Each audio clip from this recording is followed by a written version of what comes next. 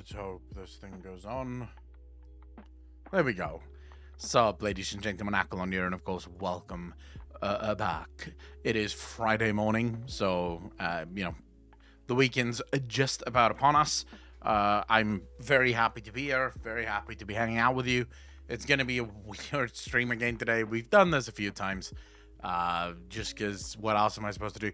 So the way this is going to work is we'll do about 4 hours now. Then my power goes out, and then at 2 o'clock when my power comes back on, we'll quickly do the Q&A. I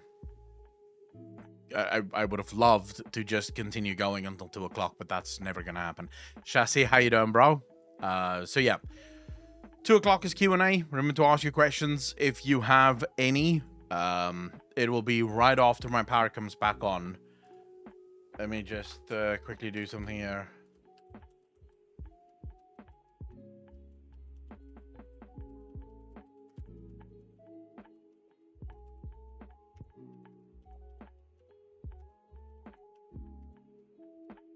Okay, there we go. That should work. Chassis, how's your day been, bro? You're quite early. Usually I stream on my own for a bit here before people start filtering in. So, what the hell have you been up to? You just popped in immediately. Token, how you doing? Alderson, how you doing, bro? We got your fam. Hey, I'm happy to have you guys here. I'm very happy to have you guys here. Starting work in 5 minutes? Ah, that explains it. That will explain it, yeah. Sucks. But it's Friday, which means it's, last day of the week that you have to really worry about shit like that. Which I think is, decent, at least. In the train on my way to the hamster wheel. Not that bad, bro. It's last day of the week. Tomorrow is hopefully day off, which means you can relax. You can play some video games and shit, which means I'm getting stoned after work, almost 5 p.m. Time to get high as fuck, then do alt raids. Nice. Too bored? How you doing, fam? Yeah, I would not be looking forward to that. Quite frankly, I don't think there's anything more sort of depressing to me than the idea of spending an entire weekend getting high.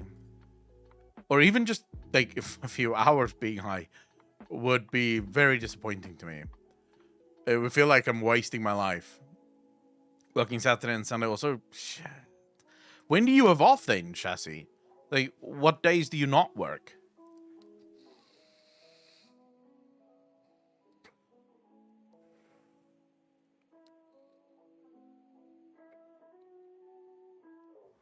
King Julian, how you doing, man? A really early stream, I see. Well, yeah, because my power's going out at 12 o'clock again. So, don't really have a choice.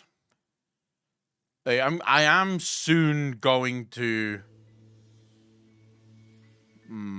I am soon going to change the way in which we stream. Literally, as soon as I get my inverter and battery, we're going to go back to evening streams. Because the morning streams are great and everything, but they're really not... it's not a good time to stream, if that makes sense. Because if, for example, at this time of the day, almost no one is online. Most Americans are sleeping or about to go to sleep. Most Europeans have just gone to work or will be going to work soon. Some of them are actually still asleep. So you are sort of, especially if you do morning streams, you're kind of streaming in the middle of nowhere, right? So you're sort of in no man's land. Whereas if I could go back to streaming 5 o'clock in the afternoon, 6 o'clock in the afternoon, that's perfect because that's when most people are awake. I feel sorry for the Australian viewers though, because that's also the time that most of you guys are asleep. Although, actually, for some of you, it should be morning then. So that should at least not be too bad, right? I was off yesterday, but I'm on a 4-week schedule, rotating days off. Wait, I don't understand. What do you mean on a 4-week schedule, rotating days off? Do you want to do a normal raid one day soon? We will carry you. It's fun seeing the cutscenes and raid text as it goes. Token, you guys play on NA, right?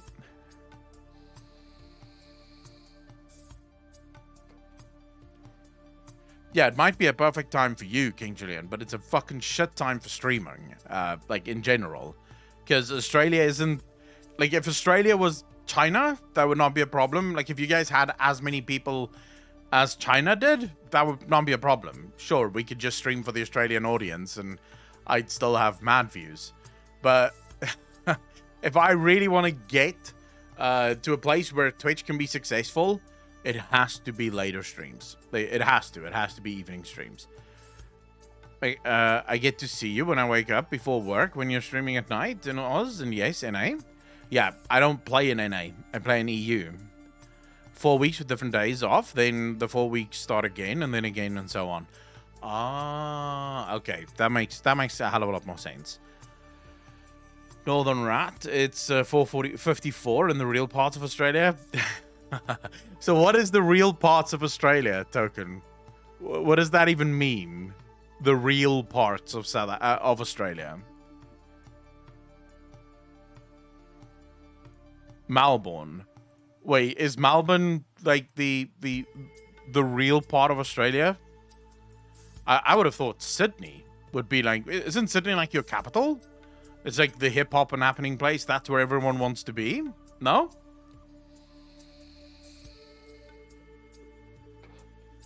Sydney or... Fuck, I had a friend that lived there, but I can't remember what it's called. It's not Canterbury. Is it Canberra? Sydney is a shithole? Canberra. Wait, Canberra is the capital? But why does everyone talk about Sydney the whole time? Best part of Australia, in my opinion, because I live there. Queensland. Yeah, sure. I'm awake in NA, but I have also been off work all week and done nothing with my life except some WoW shit. Jimbo, I mean, that's a good week. There's nothing wrong with that. If you're off for a week and all you're doing is just no-lifing video games, that's a good fucking week. That's a perfect week. I wouldn't judge that. I don't think I've ever seen Canberra or heard anyone speak about it. I've heard of Canterbury, but I'm feeling like that might be New Zealand. I have a feeling that's probably New Zealand, Canterbury. Is that New Zealand, or am I just saying words now that doesn't make any sense? Which rugby team is in Canberra? Canterbury is in Sydney. Well, there you go. So that's what I've heard of.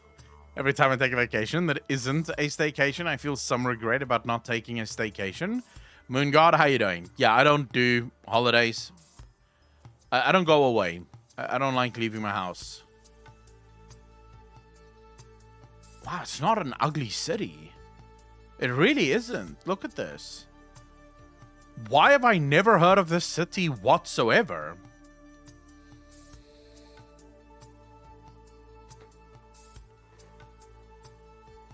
Why do you always hear about Sydney whenever people speak of Australia?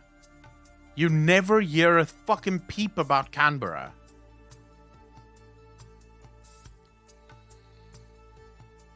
Lucretia, how you doing? I do not understand. I'm so confused right now. Sydney have the Opera House? Yeah, but I mean, fuck opera. I don't, that's not how I hear about Sydney. Like, whenever people speak about going to Australia, they're talking about going to Sydney. Melbourne, I've heard quite a few times as well. But Canberra, I have never heard of. Never. And I mean that sincerely. I genuinely thought that Sydney was the capital of Australia. Because everything happens in Sydney. People always show pictures of Sydney. You never see... Like, you never hear anything about Canberra. Is the main international airport for connecting flights? That's probably why. That's why most people just talk about Sydney, because it's kind of whatever. What part of Australia gets snow?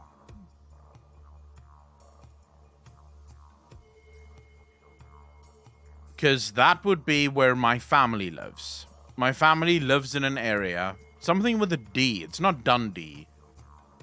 Something with a D. It's some city with a D. I'm trying to remember the name of the city. But it gets snow, actually. In the wintertime. But I can't remember the name of the place. But I have family that live in Australia.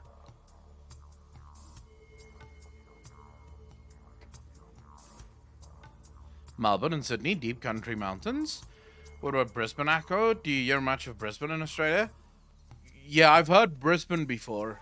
I can't remember where. I know the Springboks often play in Brisbane.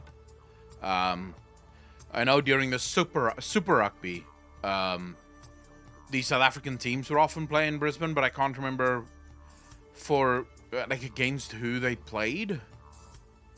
It wouldn't have been New South Wales, would it? The guys with the blue shirts. I don't think it's them. But I know it's one of the Australian teams that have their main stadium in Brisbane. Mount Bulla, Mount Hotham, Falls Creek, Perisher, Threadbow. Then there are little country towns around them. They are the Snow Mountains. Yeah, I don't for the life of me remember. It's not Dundee. But I know my family lives in a place that starts with a D. The town or the city starts with a D. Wherever the fuck that might be. I do not know. That's State of Origins. That's like the once-a-year game between the best players from two states in Sydney versus Queensland, blue versus maroon. No. I'm trying to... Fuck it. Let me just check.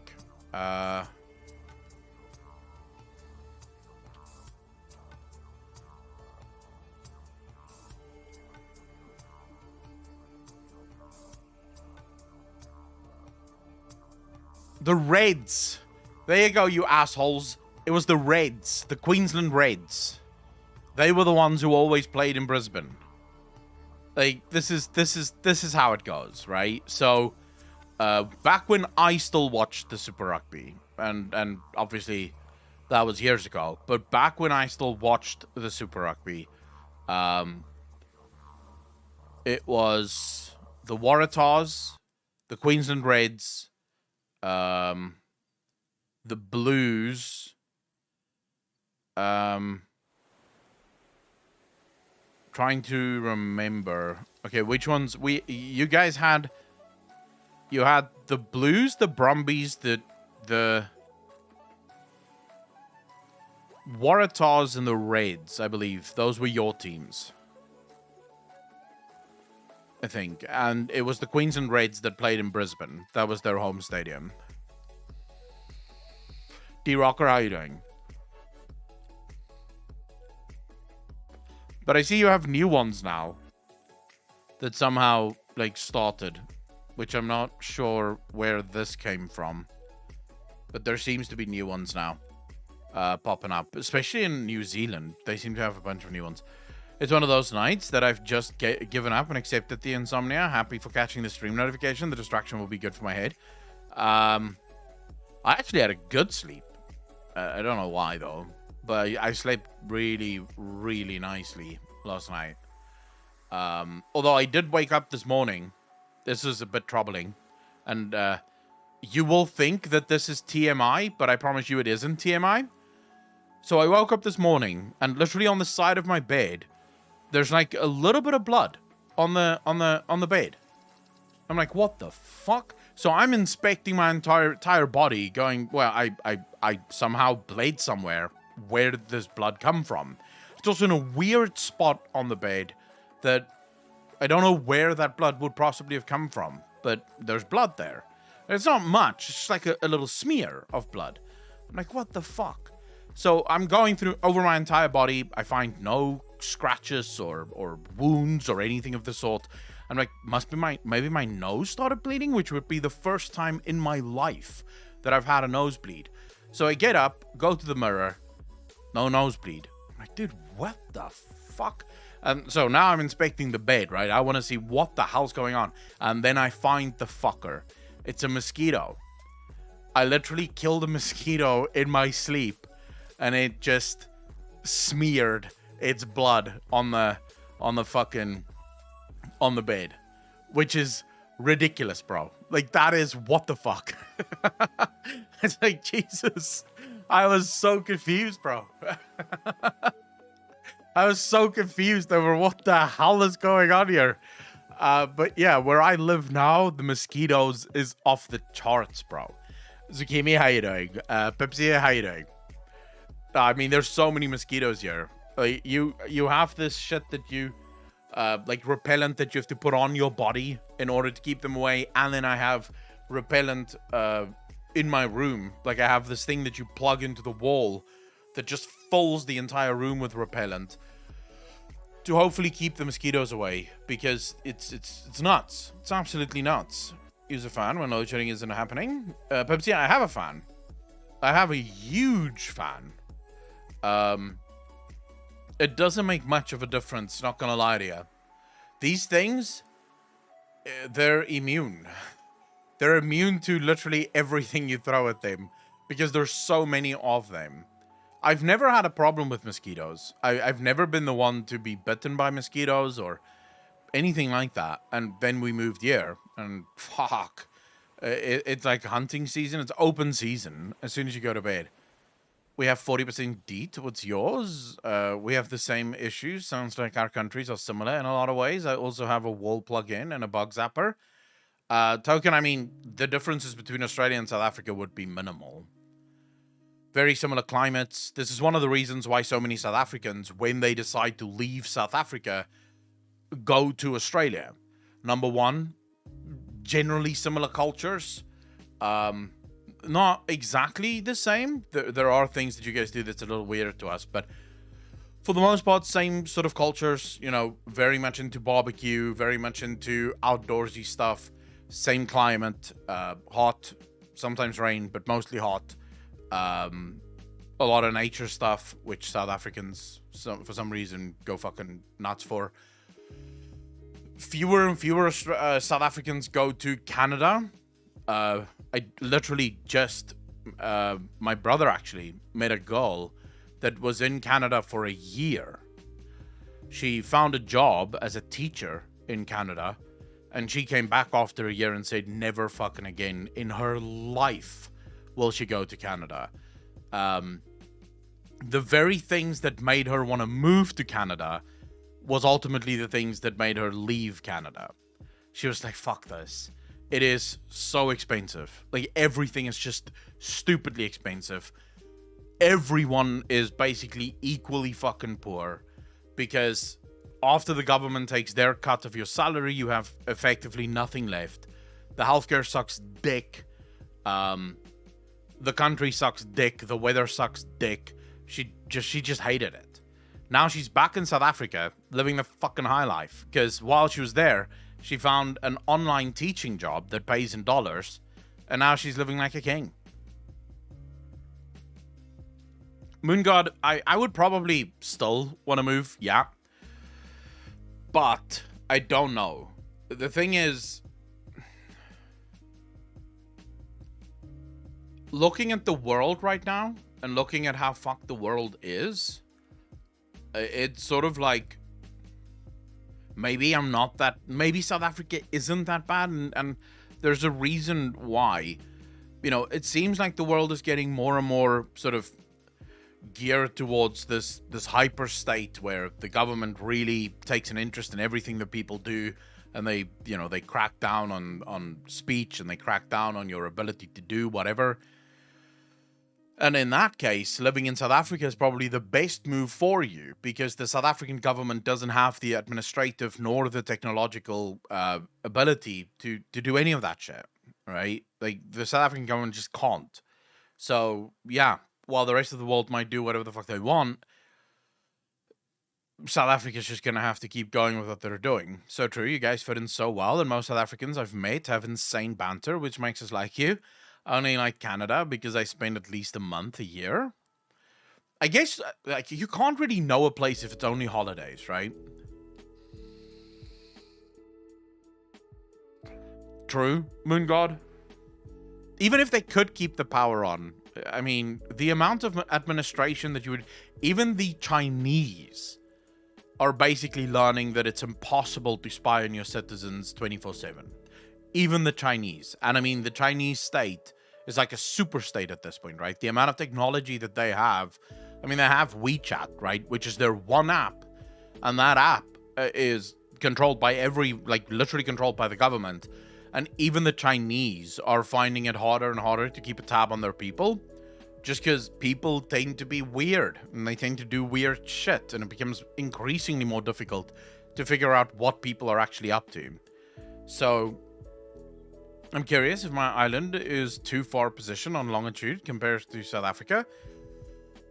I don't know what the longitude and latitude of South Africa is, actually. You'd have to Google that. Chinese created the best spying tool ever, TikTok.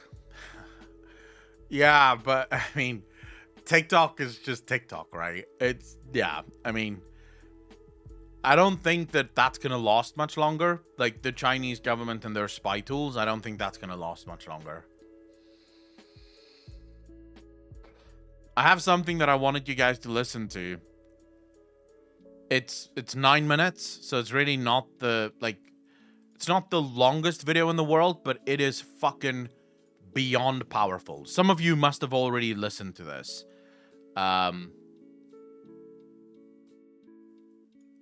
So question time for everyone in chat. Do we have any people that consider themselves woke in chat? And no judgment. I've said this before. I don't mind. I have friends that are woke. In fact, I have a friend that is incredibly woke. So I don't really mind, but I do want to know if we have any woke people in chat. Like, wherever you are on the political spectrum, do we have people that consider themselves to be somewhat woke? Well, people that believe in the modern day sort of woke movement, I guess you could say, right? What it's become. Because I understand what woke used to be, and I actually agree with the original term of woke. But I mean, woke has gone above and beyond, right? To what it is. So I wanted to show you guys this, because it might be one of the most powerful speeches ever about this shit.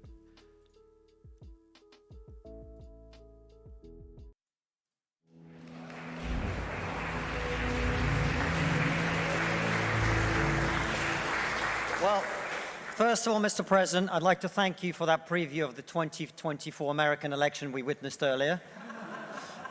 And if you're not persuaded to vote for the proposition tonight by that speech by James, I don't know what will persuade you.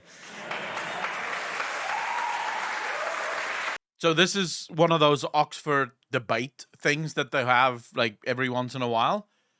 And the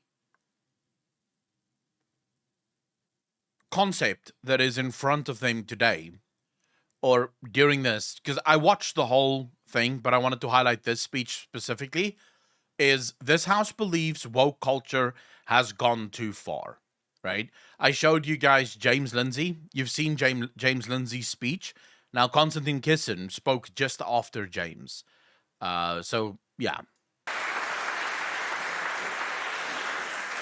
You will not know this, but I was supposed to be the first non-student speaker for the proposition. I've now been the fourth, which means that I now have to thank all the previous speakers for making my best points for me. And I find that the main reason now that I have left to be in support of the motion is that I am so tired of talking about woke culture. That's why it's gone too far, more than anything else.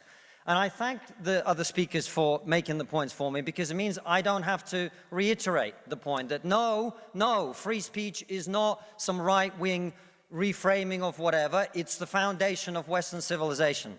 I think I am going to pause at some points, but I think the most dangerous part for me of the woke movement, at least the modern day woke movement, is this sort of rejection of free speech and the replacement of free speech by what I would consider to be government-controlled speech.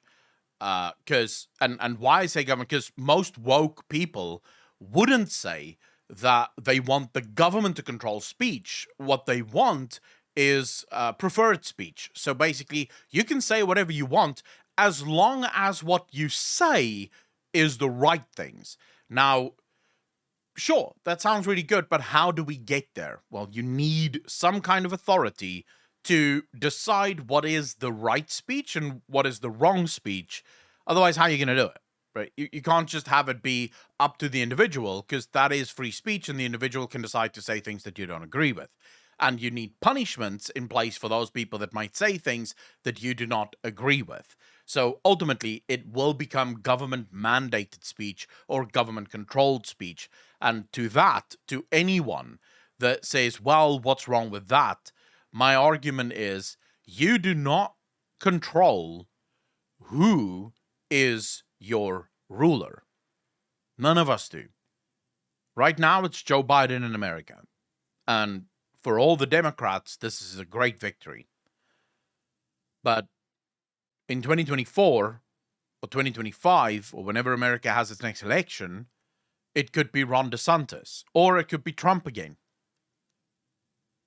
And then what you have to remember, if you are a Democrat, every single power that you gave the government is now also available to your greatest enemy. This is why I am always in favor of less government control and less government power, because power does not just go, it's not like you're giving Biden and only Biden the power to control speech. You are giving the government the power to control speech.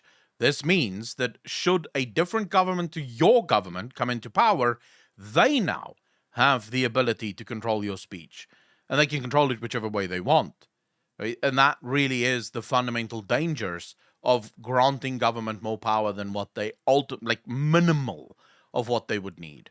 Upon this civilization is built and the Enlightenment values that led to it. I don't have to make the point that has been made by far better people in the past, that the only way to deal with the problem of racism is to treat people on the content of their character and nothing else. And the fact that Fallon, how you doing, bro? I'm doing one video on this, and then we're going to get to some gaming shit. woke culture seeks to overturn that is a new form of racism that we must all oppose. It means also I will not use this opportunity to say I told you so, as someone who spent the last 5 years warning people in the West that if we continue to erode our culture, if we continue to undermine our confidence in Western values, that our enemies like Vladimir Putin will seek to capitalize on it. I will not make any of those points tonight. It's a fucking brilliant clip, That's innit? all. Mute. Instead, I am not going to talk to those of you who already agree with me, which Pinoy, I how you imagine is doing, most bro? of you. I'm not going to talk to you because I imagine after everything you've heard tonight, you're going to vote for the proposition. I'm going to confess I will take your vote for granted. Tonight, I am the Labour Party and you are the Red Wall. Now, I want to talk to those of you who are woke and who are open to rational argument. A small minority, I accept. Because one of the tenets of wokeness is, of course, that your feelings matter more than the truth. But I believe in you. I believe there are those of you here who are woke, who are open to rational arguments. Yep, so let me make one. We are told that your generation cares more than any other about one issue in particular, and that issue is climate change. We're told that many of you suffer from climate anxiety. You wish to save the planet. And for tonight, and tonight only, I will join you. I will join you in worshipping at the feet of Saint Greta of climate change. Let us all accept right here, right now, that we are living through a climate emergency and our stocks of polar bears are running extremely low. I join you in this view. I truly do. Now, what are we to do about this huge problem facing humanity? What can we in Britain do? We can only do one thing. You know why? This country is responsible for 2% of global carbon emissions, which means that if Britain was to sink into the sea right now, it would make absolutely no difference to the issue of climate change. You know why?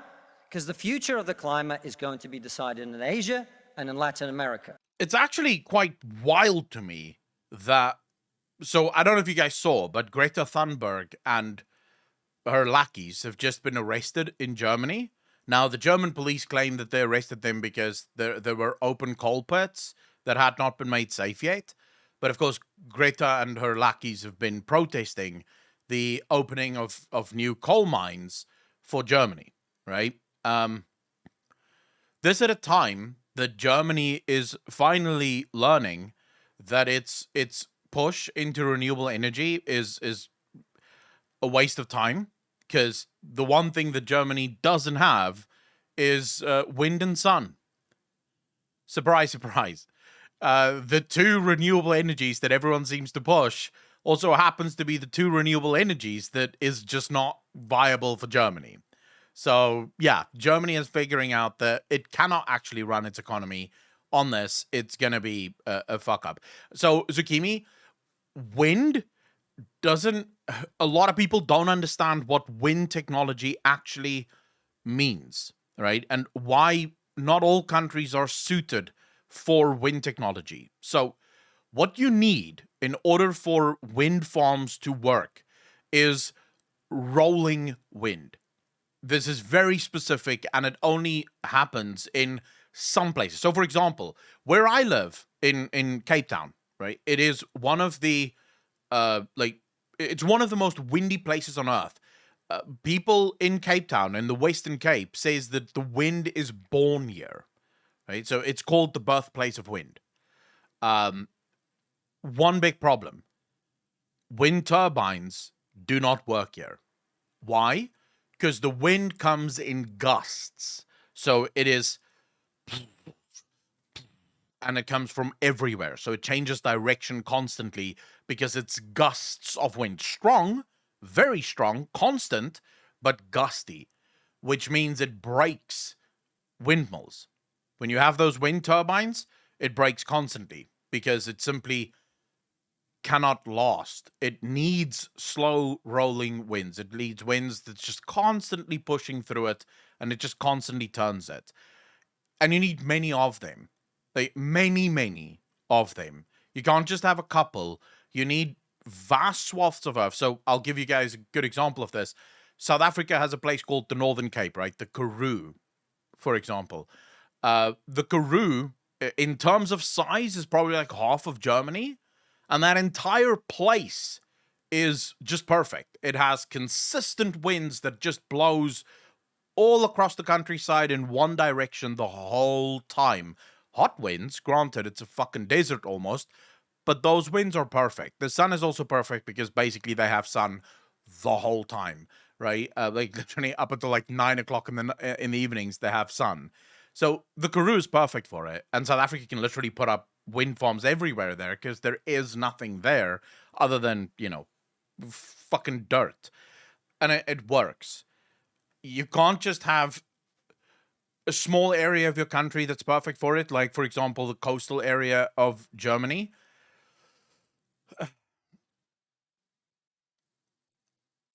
Let's just say Germany, I think the last time I checked the stats, if Germany built windmills and wind turbines on every single area that is viable for it, it would still not make up 80% of Germany's peak requirements in energy.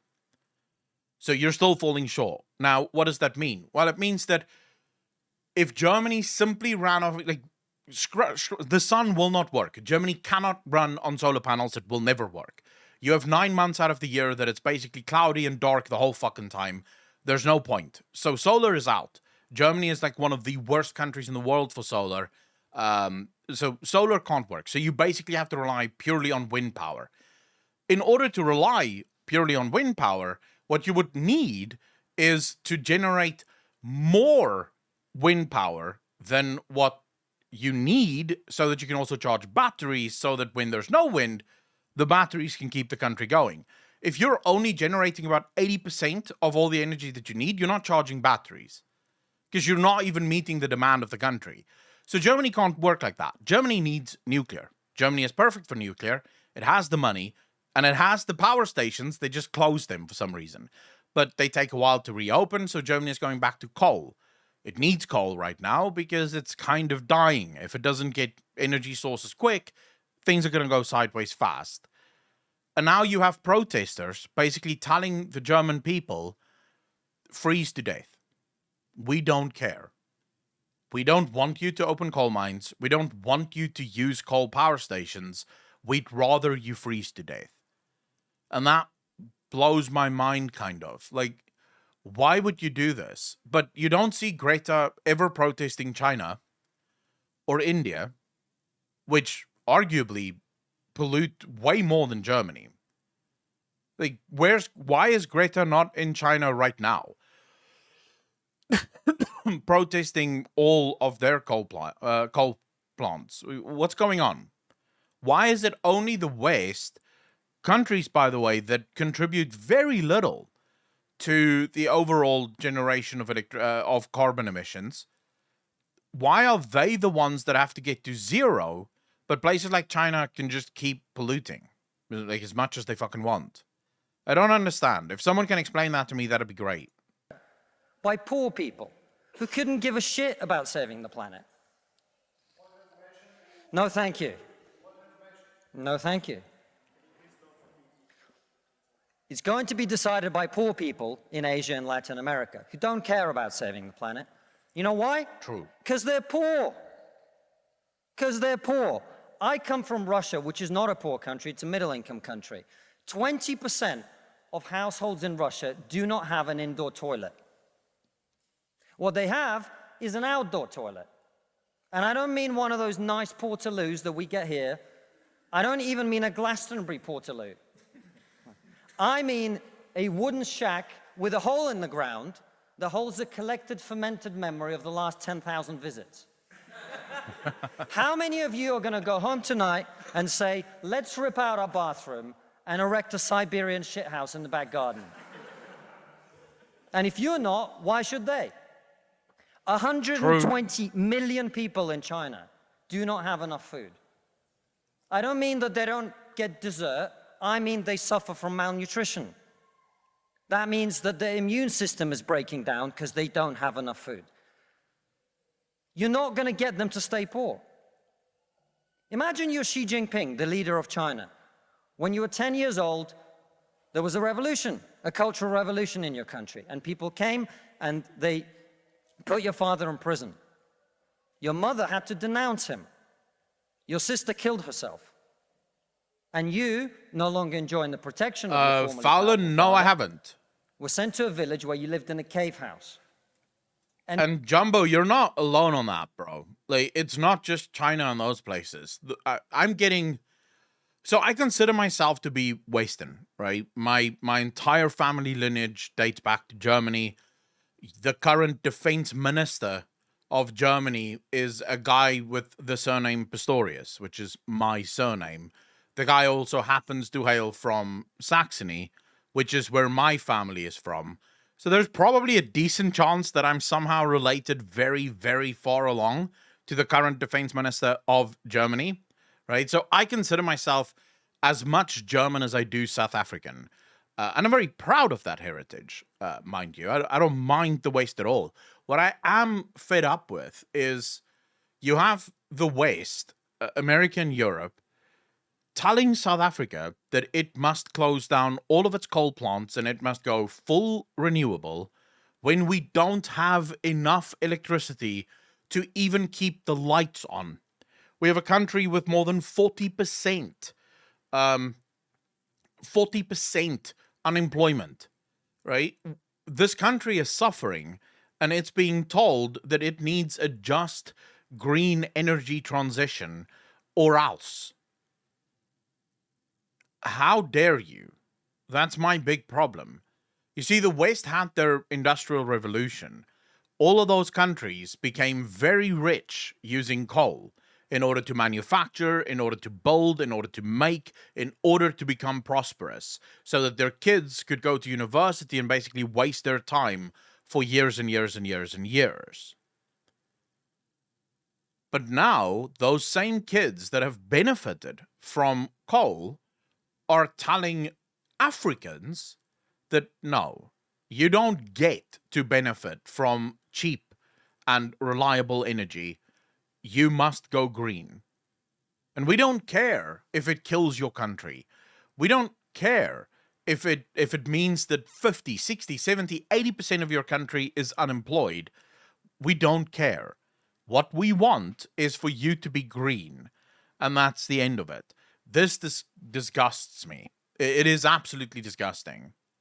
And here you are, decades later. You have clawed your way up the bloody and greasy pole of Chinese politics to be the undisputed supreme leader of the very Communist Party that destroyed your family.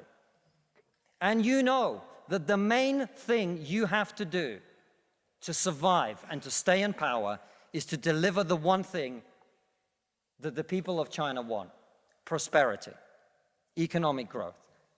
Where do you think climate change ranks on Xi Jinping's list of priorities? Probably close to zero. A third of all children who live in extreme poverty in the world live in India. That means they are starving and dying of preventable disease. Now, about 15 months ago, my wife got pregnant. Not me, because we're old school.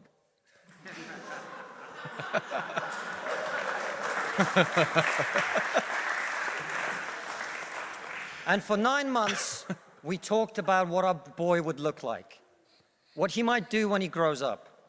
We looked at baby scans and videos on YouTube about what the fetus looks like at 9 months and 12 months and 20 months. Dude, it And must eventually be he was born. fucking wild And being a he is parent. this cute little bundle of joy. He's cuter than about 80% of puppies. Right. Now, if you said to me that I had a choice, either my son had a serious risk of starving or dying from a preventable disease in the next year, or I could press a button and he would live. He would go to school. He would bring his first girlfriend home. He'd go to university and graduate and become a woke idiot.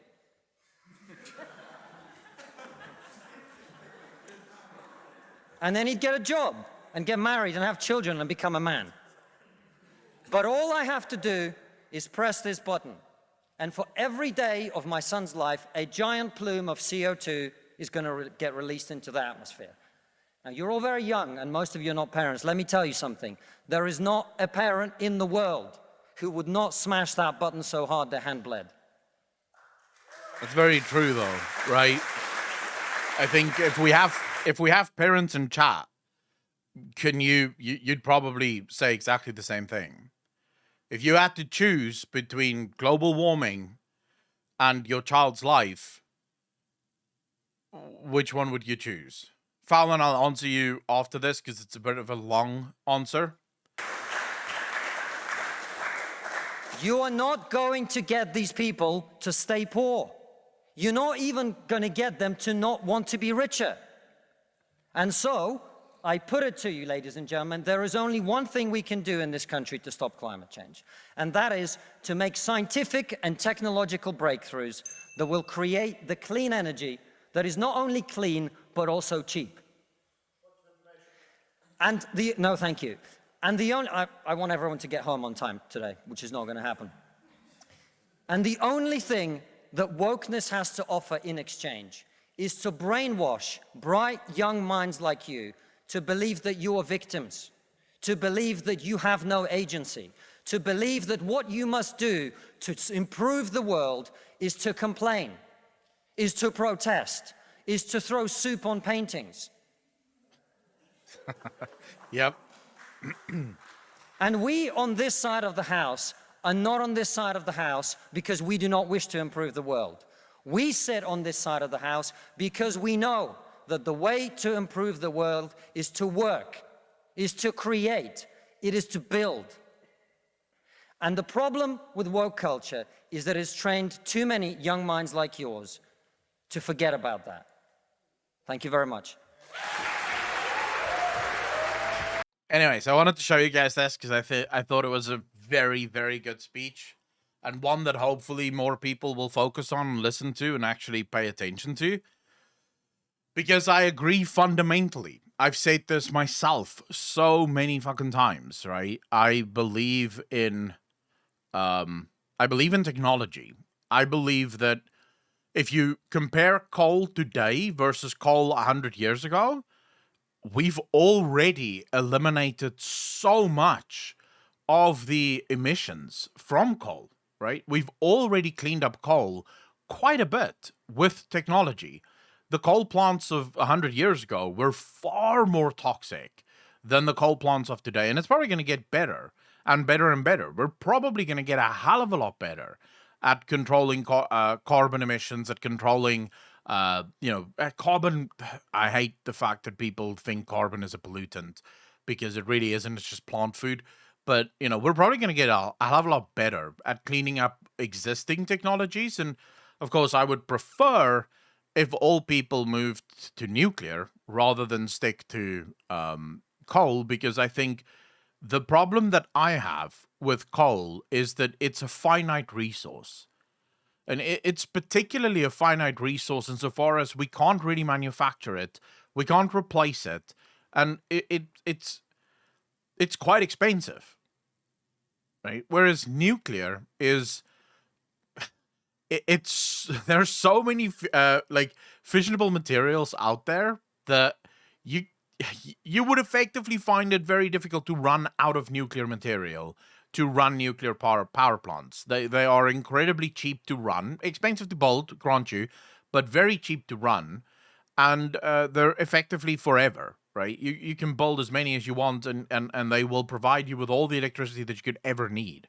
So I would want the world to move to a nuclear future, with probably small scale wind and solar and stuff like that, because I do think on a smaller scale, wind and solar really make sense. It's when we get to the large scale stuff that I think wind and solar is a bit silly. But yeah, I wanted to show you guys this video. Now, Fowlin, on to your question. This is a difficult question to answer. Am I religious? The answer is, in a modern sense, or in a, I guess, classic sense, no. I don't believe in religion. I don't believe in the concept of religion. Now, if you were to ask me, do I believe in God? The answer is unequivocally yes. I do believe there is a God. I believe in the concept of God because I simply do not believe that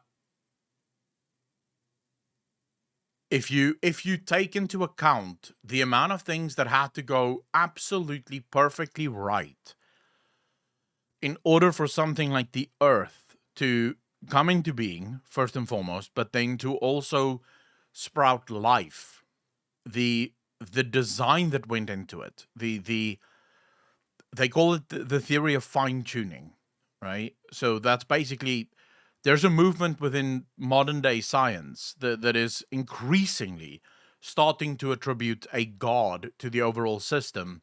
And the reason for it is, as we learn more and more about genetics, as we learn more and more about evolution, as we learn more and more about the universe, there seems to be some element of fine tuning that took place.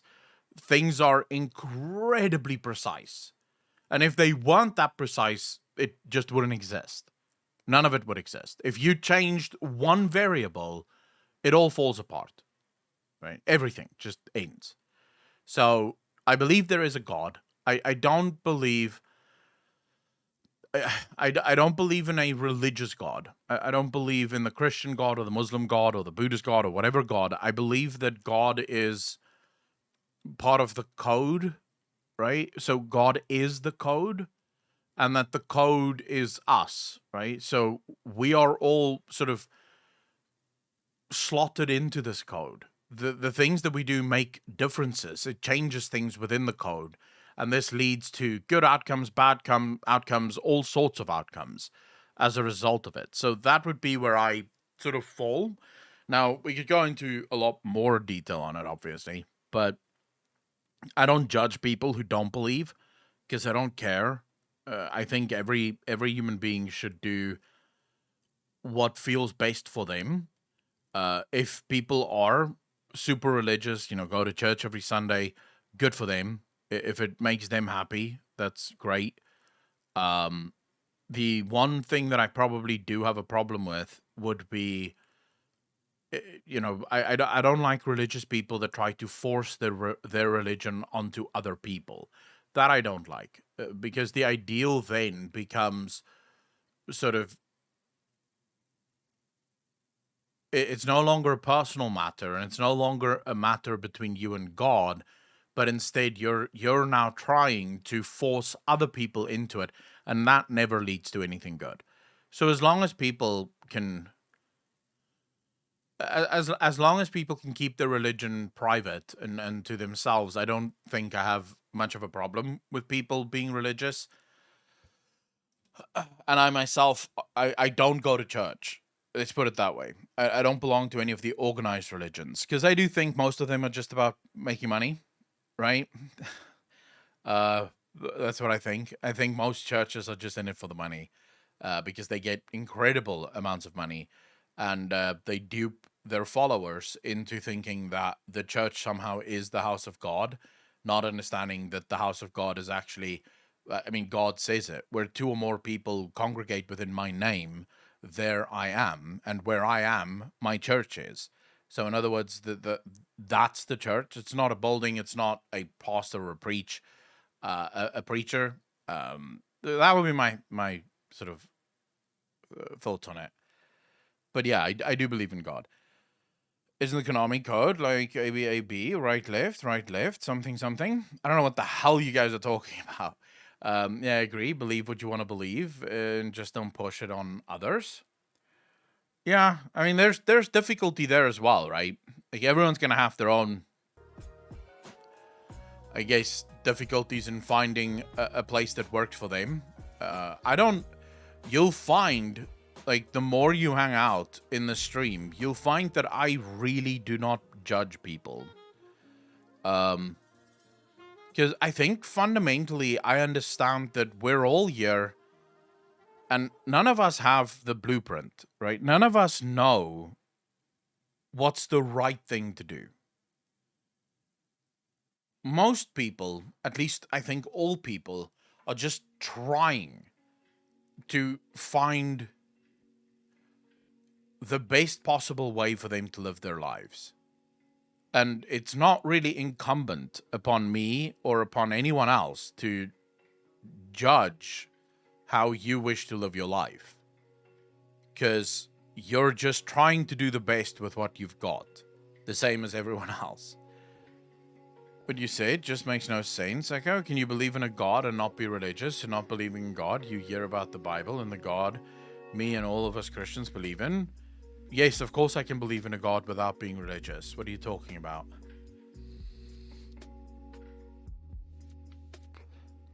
It's bullshit. The church is a scam, bro. It's a money-making machine. I mean, Jesus gave very clear instruction. Is the stream down? Please tell me the stream isn't down. What the fuck?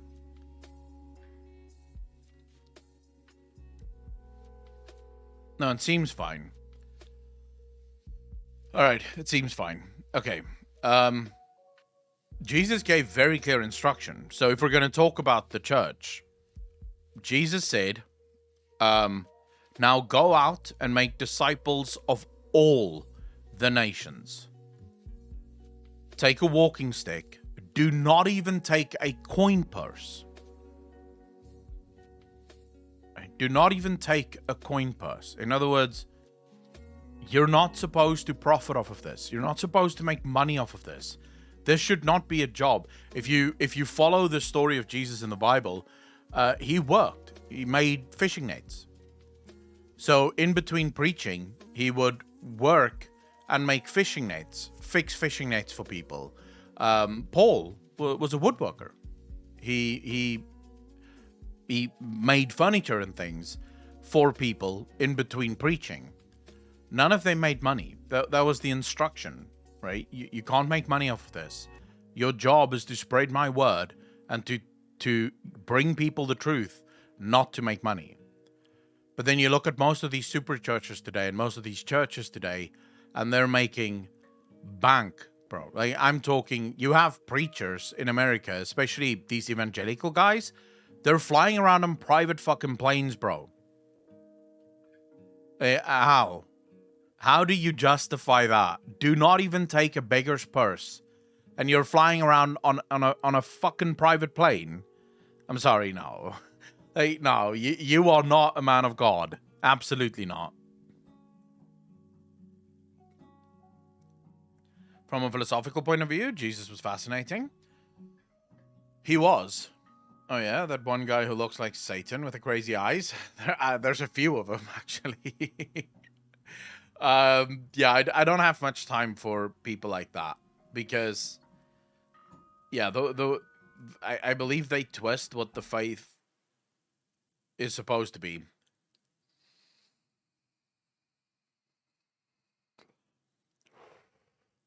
Because if I'm getting all this bad shit just for random mathematical universe entropy, fuck this. It better be karma for being the best degenerate in my past life. Well, there you go. That's a good way to believe, I think. It was probably me. Usually don't listen to streams when I'm driving the train. Shazzy, nice. Nice. Again, everyone is allowed to believe what they want to believe. It's not really incumbent upon me to choose on behalf of anyone else, nor do I have the knowledge or the intelligence to do that. I have just enough intelligence to make my own decisions in life. I do not think I possess the ability to make decisions for anyone else.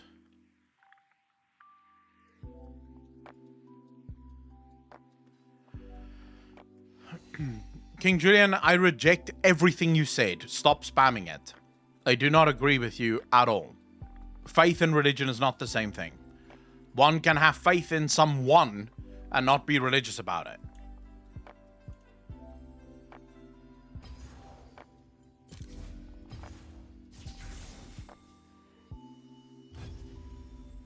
Time for a few Aram boys, and then we'll do some reactions. But I do like a few Arams every once in a while. So, fuck it. Let's stop talking about the heavy shit. What are you guys up to? Like, what's everyone doing right now? Apart from, like, gearing up to have a new fucking crusade or whatever. Because if we keep talking about religion, it's just gonna bring everyone down. I don't want to do that. I actually like you guys.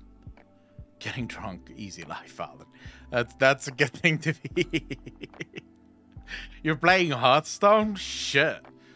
I tried to ignore my back pain. Fuck, Docslock, what's wrong, bro? What happened to your back? Doing some college work. The Lord Zero, what are you studying? Shit.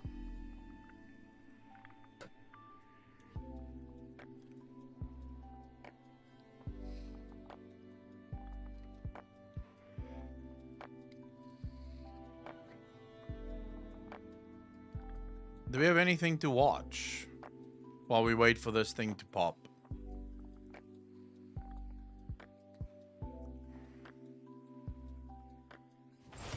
Dag en hartelijk welkom bij Recht met Robinson hier op Litmo. Terwijl verbruikers en zakenondernemings worstelen met beperkingen. My god, this guy's speaking Afrikaans, but his title is in English. Why? Shit. I don't know if I want to play with Sejuani, bro. It's just tanky as fuck. She's a good tank, though. I've just never really played her. So this might be very difficult. God.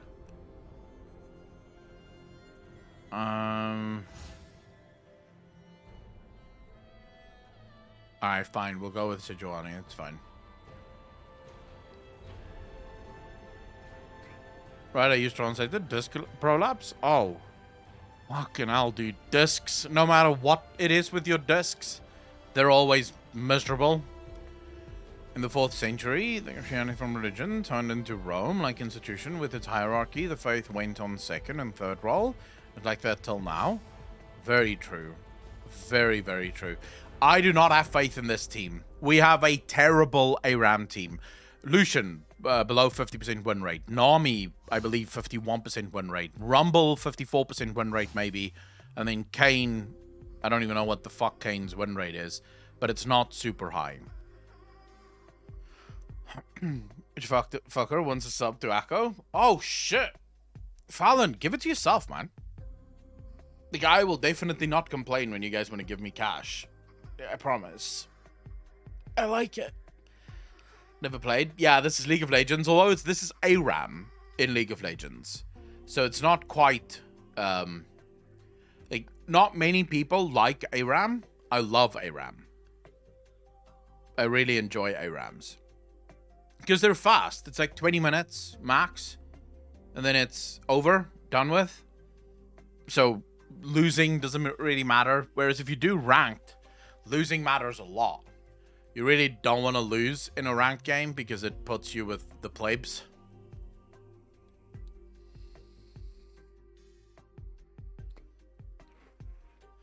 But it is fun. The Arams at least is fun to me.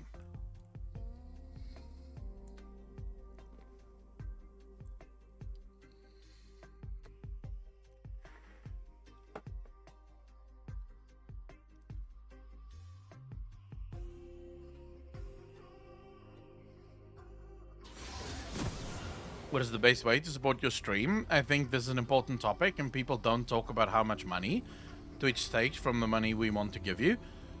Bro, I always say whichever way you want to give is perfect as far as I'm concerned. Because personally, I mean, obviously donations are probably like the best, but donations don't give you anything, right? Patreon is a good place to give as well.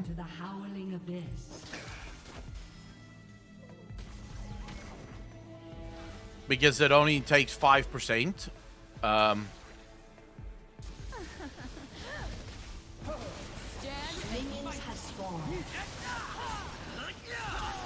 Good job, boys. Fucking good job.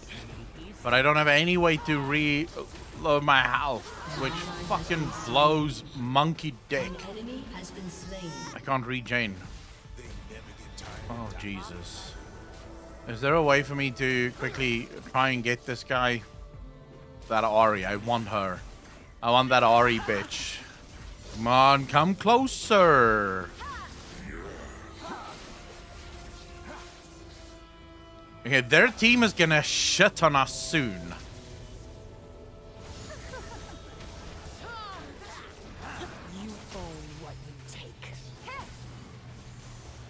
Okay, managed to do a bit of damage there. How much does Twitch take? 40%? 45%, I think. Here's something that won't wash off. I think so. I'm not clued up 100% on this, by the way. I'm very bad at this stuff. You're welcome.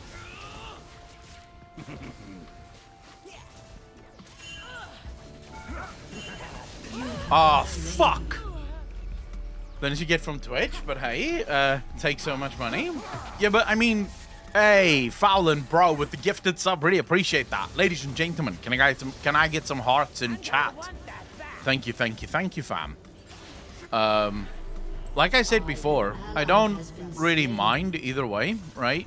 As long as when you give, you're happy with it.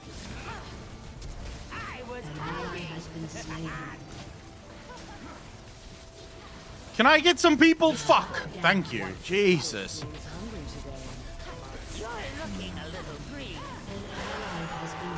Oh, for the love of God, I'm dead. I am so dead, bro.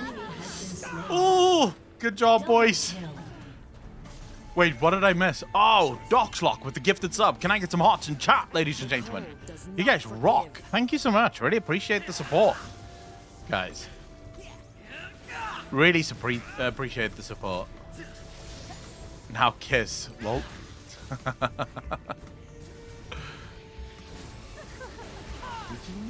Smoochy. I could probably stun all of them. Let's see. Man, Rumble is doing so much fucking work here. No! Oh my god, it's out! No! Oh, no! Fuck! Dude, I screwed up. Man, that was so bad. It was so bad. Let's just pretend that didn't happen, okay, chat? We'll just pretend that did not happen. It's heart to heart. Token, you're playing Hearthstone. Don't say it's hard to heart in Hearthstone. I mean, come on. Let's focus on my work. Have a good day. Oh, Zucchini, take care of yourself. Thank you so much for hanging out. Really appreciate it.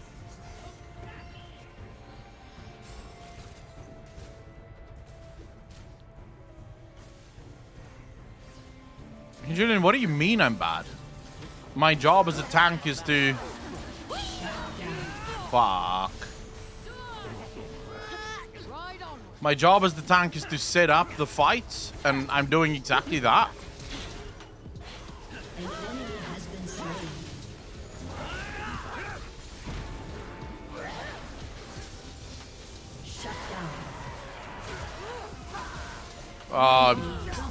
My life, guys. Can you guys just follow up with damage? Fuck me. Wow, my team and damage, bro. It's ridiculous. She made you so hard. Yeah, I need to focus. I need to stop screwing around because we're feeding that fuck, and that's never a good idea. Do not feed Master Yi, boys. Do not feed Master Yi, please.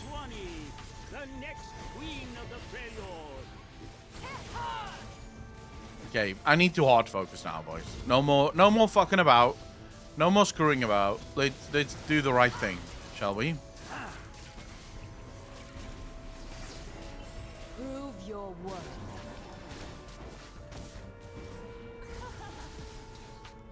An enemy has been slain.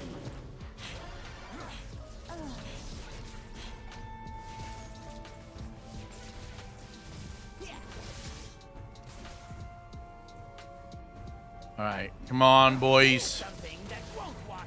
I could probably ult in, but I don't want to tower dive, because that's almost definitely the death of me. That will almost guaranteed kill me. Don't want to tower dive. One mobile, I have to open the app and open the game before it DCs me. Oh, shit. No spoils for the meal. An enemy has been slain. Oh, shit.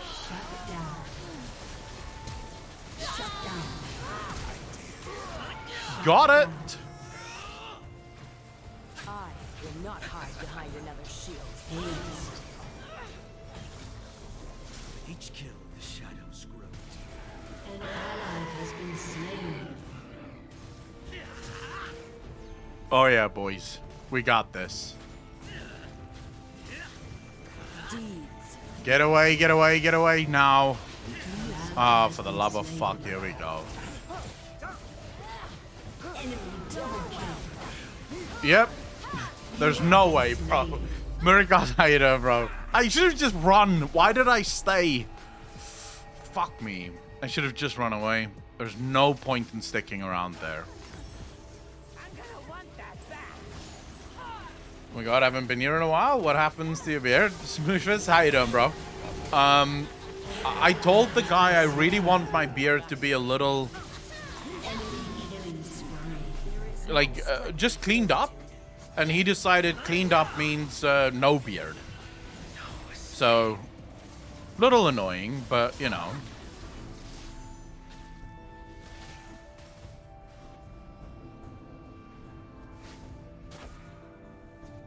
I wonder.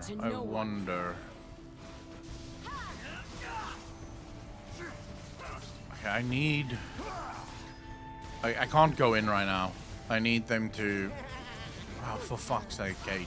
Why don't you just let people know you're gonna be running into that shit? Okay, we have an ult ready. We should be able to go. Own what you take. Yes. You're doing no damage to that bitch.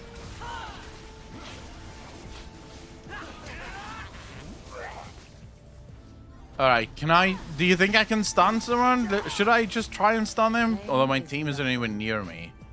So maybe not the best idea to try and stun anyone right now. Now, there's a smell you can feel.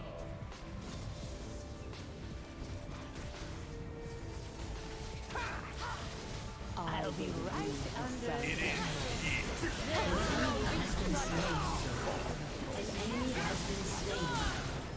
Enemy rampage. Oh my Jesus. Yep. Okay, this is bad. Shut down. Wow.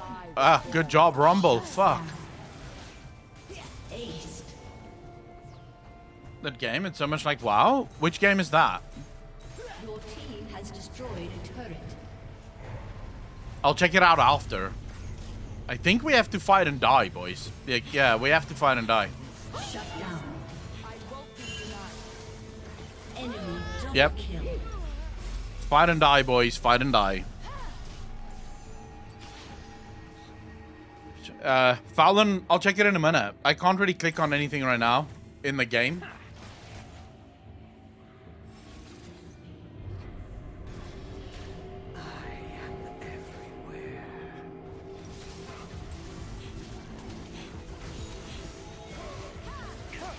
Oh, for fuck's sake. Why just stand there?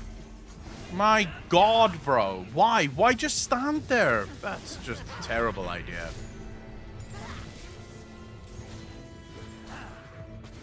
No escape. Ally has been slain. Oh, for the love of all things that's fucking good and holy. We need to go, boys. An enemy has been slain. Enemy double kill. Fuck me. Double kill. So much damage. Jesus. Shut down. Alright, quick time. I have to... Who's doing the most damage?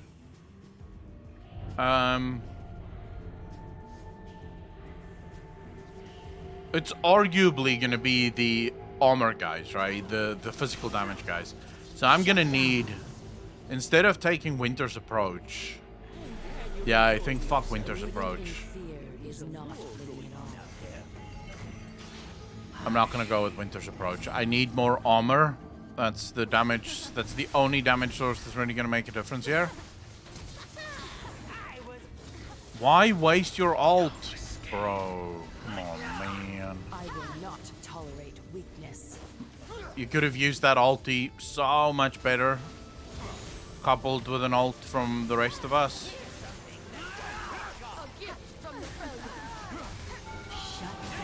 Easy. Go in, boys, go in. You should have gone. Everyone should have gone. Why are you not going? Why are you there? What the fuck are you doing, Kane? Oh my god. We fight while cowards talk. Just hide. I'm hiding. Stampede! An enemy has been slain. Fight or make room for those. Oh my god, here we go. It's the fuckhead. It's the fuckhead. An enemy has been slain. Shut down. Double kill. Screw you, bitch. Shut down. Oh, for the love of fuck. Look at that. Just like that. Okay, that did not go as planned. Aced.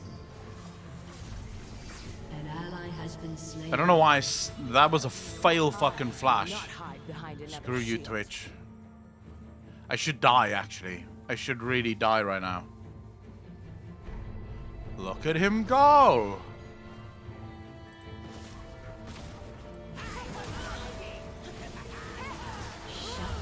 Don't go in with me. I'm just trying to die. Fuck me. Alright. I guess everyone's doing their own thing now. Alright, we're gonna go with this. Because I need to stop these assholes from doing that much damage to me. Enemy double kill. Enemy triple. Look at Master Yi, man.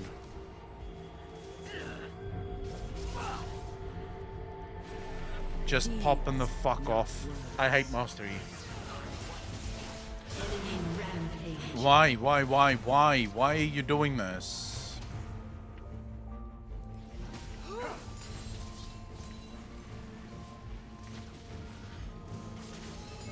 There is no strength. What are you gonna do? What are you gonna do, bro? I'm starting to get tanky.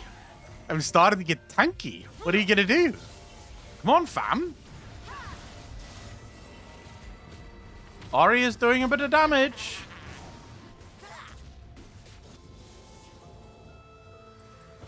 We bow to no one.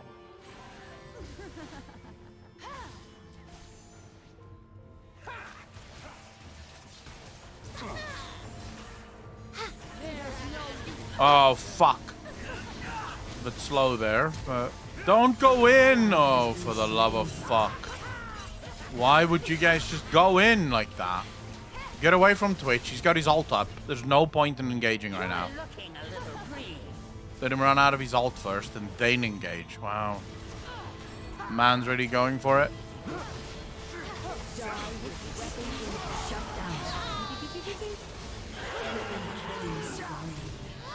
An ally has been slain. An enemy has been slain. Fuck. Enemy Okay, they're still doing a lot of damage. ace. Okay, I need magic resist as well. I think we have enough armor now. It looks so cool. Why do they need to copy WoW? This game really could be decent without trying to be WoW 2. Wait, there's a game that's trying to copy WoW. Okay, I'll check it out in a second. Slain.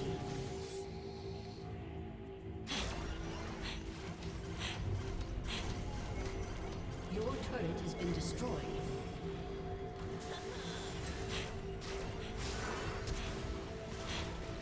Shut down. Does your boar like to eat robot? An How do I have 311 armor right now, bro? Like, I can genuinely, I don't think Master Yi can do anything to me. I will rule the Freljord. I have 311 armor, bro. Come at me, Master Yi. Let me fucking blow your dick off, man. Come on, come hit me a bit. Come hit me a bit. You got this, fam. I believe in you. Bristle seems hungry today.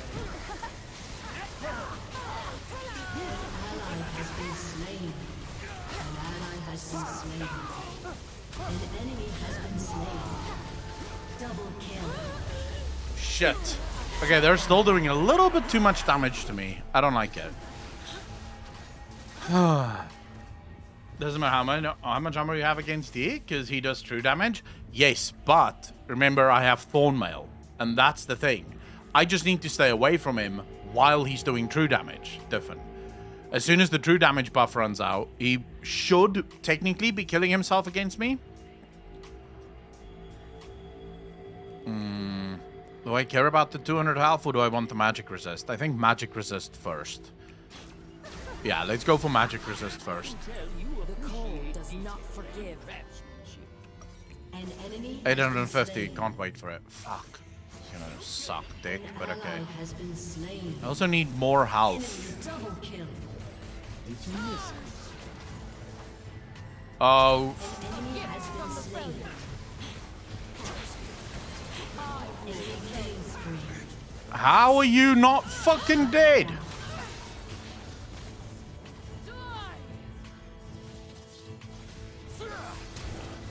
Come on. Bro.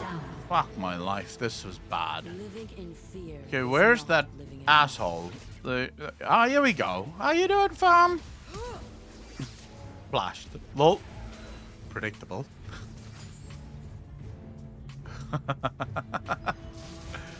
Man just flashed like a mad lad. Let's wait for our team. Don't go. Don't go. Wait for the team. Please don't fucking do that. Oh, for fuck's sake.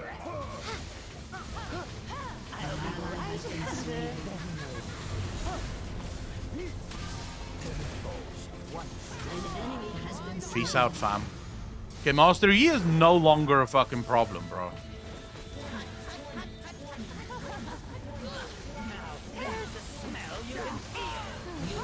Wow, okay, Twitch is a problem.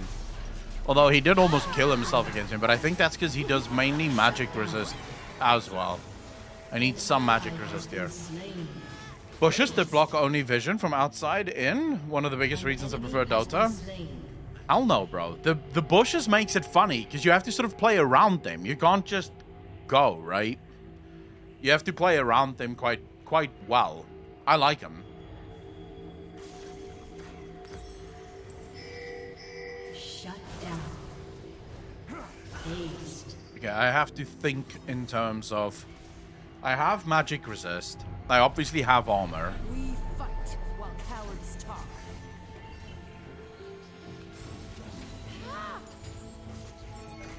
Yeah, I know he's in there. Well, he's not in here. Man's just chilling.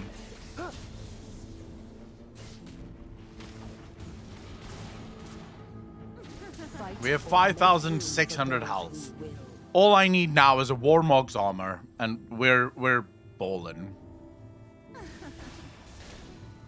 Lol. She tickled me.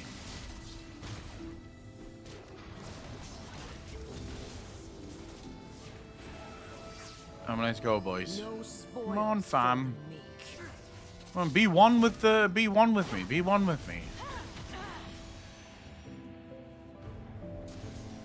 Come on, I need you guys. Come on, engage. Get in on this.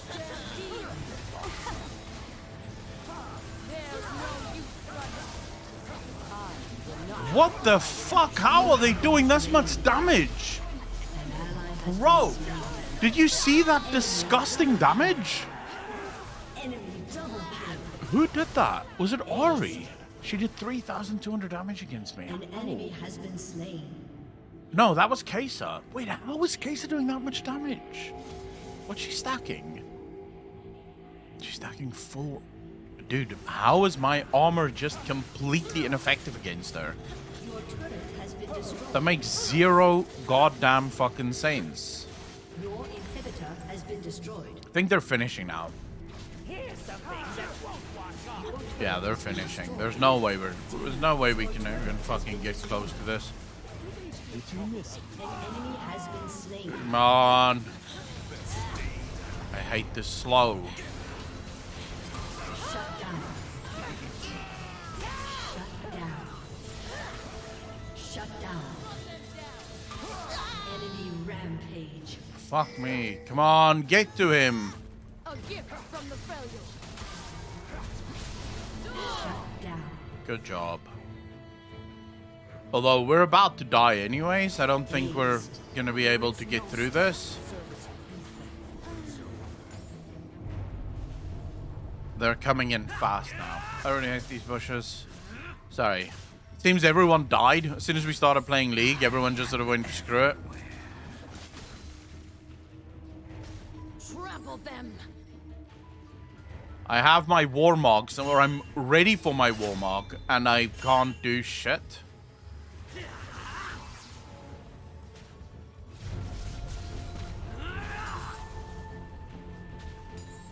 We bow to no one.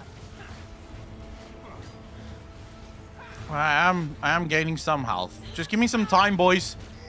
Give me some time. Let me get some health. Let me get some health. Let me gain some HP here.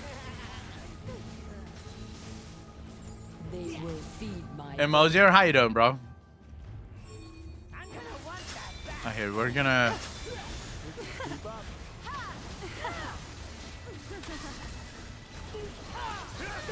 Oh my god, dude, what the actual fuck? Okay, this Kesa is just ridiculous. And my team is...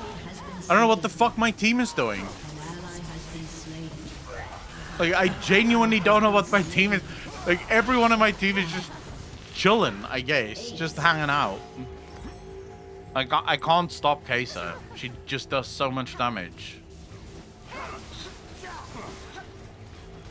Yeah, GG. Well played. She does disgusting amounts of damage, that Kesa. Defeat.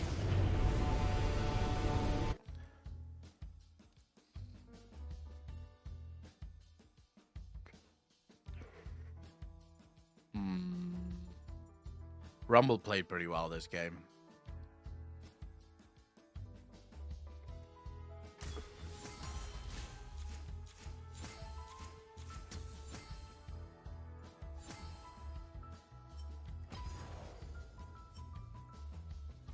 See, this is how you know that your team is absolute dog shit. The highest amount of damage in the entire, like, in my team was 32k. But then look at their team. 52k was the highest damage. Their average damage done was 45k, 47. It's like, what? 40k plus, 45k, pretty much, is the average damage done. It's ridiculous. Like, how are you supposed to play against that? It's just not doable, man. It's fucking disgusting, that. Disgusting. Anyways, we're done with the League of Legends. I've lost my interest in playing this shit now. I need to cool down first, and then maybe later I can get back into it. So what's everyone up to?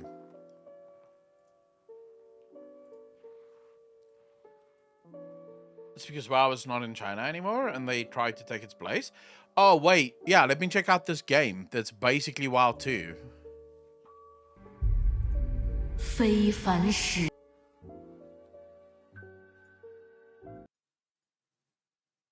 If there is one thing that you can say about the Chinese, is that they do not let something like IPs and, you know, intellectual property rights and stuff like that get in their way, right? They will just straight up copy something if it needs be. So let's see. 非凡使命，皆有起点。我铸明石为道标，指引你们一览这世间真相。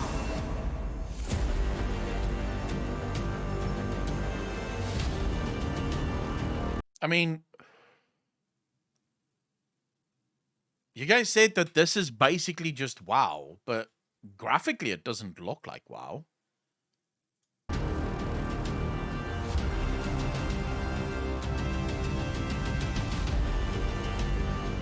神离开了吗？他追上来了，准备迫降。 Okay, I see what you guys are talking about. It's kind of like the graphics are different, but yeah, you have what can be considered an Alliance flying ship, right? Very similar to the Alliance flying ships. Okay.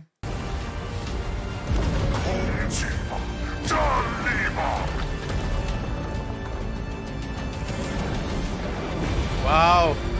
Just Deathwing right there. 决战的时刻到了。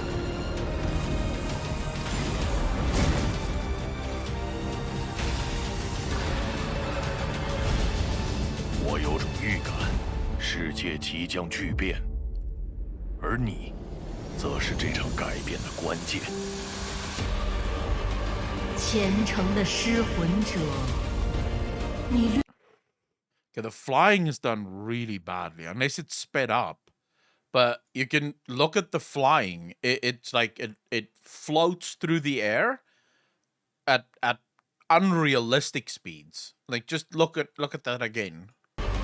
虔诚的失魂者，你掠过层峦雾霭，远眺银色王城的荣 Yeah, flying's not done 帕 great. 瑞斯的命运 Graphically, this game looks sick. You're not gonna lie, graphically, this game puts WoW to shame. 在你的手中。 湮灭已坠入虚空，命运拯救不了你们。我将是宇宙唯一的主宰。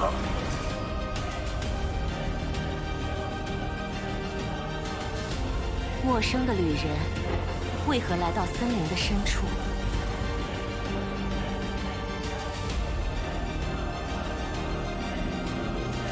自然的进化之势不可阻挡，而我就是践 I mean, 行者。 graphically, this looks sick, boys. 奉明石之指引，赐光明于众生。每当号角吹响，我都希望自然之灵能够护佑那些守卫部落的年轻人，希望他们能够平安回来。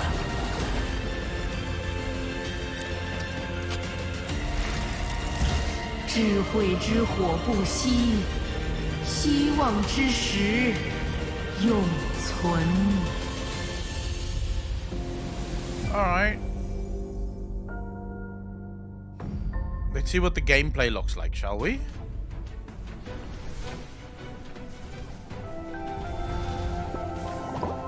Okay, very limited abilities right off the bat.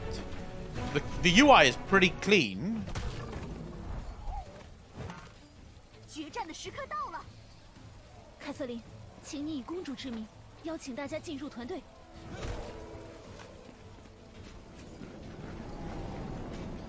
Okay, the first thing that stands out to me, before we go even further, from what I can see so far, they've taken inspiration from WoW quite heavily with their cutscene, but everything else here looks fairly unique, not gonna lie.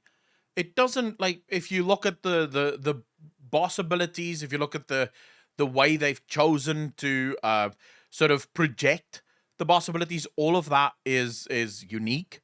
It doesn't, well, it's not unique in terms of other games haven't done that in the past, but it's definitely not a WoW clone. If I can put it that way. This does not look like a WoW clone. I love the fact that they've gone for heavily stylized graphics, because that usually just means your game is going to last a very long time before it's going to look dated and ugly and sort of just not going to do the trick anymore. So the heavy stylized move, very clever. Obviously, this is the perfect time for them as well, with World of Warcraft, its future in China effectively being, well, let's say shoddy at best, if there is even a future for Blizzard in China, because Blizzard reached out, as far as I can tell, to NetEase and tried to get an extension on the contract, and NetEase basically blocked it. I think NetEase blocked it. Was it Blizzard that blocked it? I think it was NetEase that said, no, we won't give you an extension. So one of those two companies, either one of them, but one of those two companies obviously have something planned, and they don't. It was Blizzard that blocked it. There you go. So Blizzard clearly have something planned with someone else in China. Either that, or Blizzard might be gunning for something bigger even. Not entirely sure. Right? Not entirely sure. But we'll see. It looks like it takes a lot of inspiration from Western MMOs, but it seems to want to be its own thing at least. 各位，只有解决了恶兆巨龙，才能守住银灰城。请大家和我一起全力以赴。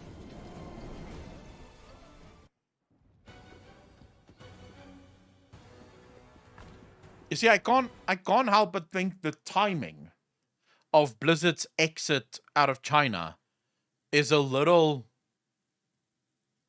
suspect. So we know, for example, that the Biden administration have been putting a lot of pressure on companies to basically get their people out of China. But for now, it's sort of only been in industries that can be considered problematic in terms of national security. So Nvidia, AMD, these companies have been finding it harder and harder to do their work in China. And they've been sort of blocked from being able to do business in China. Now, I'm not saying that is what Blizzard is doing, but it wouldn't be the first time that gaming companies have had contracts with governments. A good example of this would be CD Projekt Red. Most people don't know this, but CD Projekt Red is the gaming division of CD Projekt. And CD Projekt does a lot of work with the government of Poland, including the military of Poland, in terms of AI developments and all that shit. That's where they basically make most of their money. So it is just sort of weird. NetEase's response to Blizzard Entertainment, local orc statue torn down. Whoa. Following Blizzard's update on the situation in China, which bemoaned their inability to secure a 6-month extension prior to the shutdown of Blizzard game services in China, NetEase has issued a fiery response to the implication that they are at fault for the breakdowns in negotiations and tore down their local orc statue live on the stream. Today, Blizzard China published Blizzard on the China region player community update note through its official Weibo. Some of the news directly pointed to NetEase, and because of the content, triggered a lot of market and media criticisms. We would like to explain the following. First, about NetEase refused the 6-month service extension proposed by Blizzard explanation.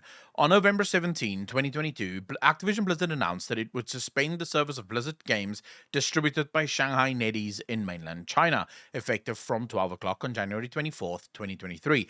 Blizzard China issued an updated statement today stating that during this period, period, Blizzard has initiated a search for a new partner. For unknowable reasons, last week Blizzard resought NetEase with an offer of a so-called 6-month extension of the game service and other conditions, and made it clear that it would not stop continuing negotiations with other potential partners during the contract extension. And as far as we know, Blizzard's negotiations with other companies during the same period were all based on a 3-year contract period.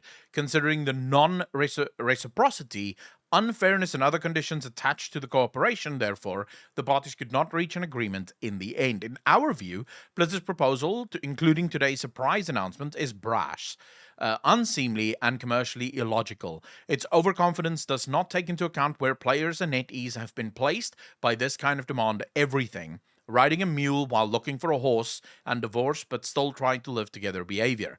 Second, the media reported that NetEase wants to control the IP statement.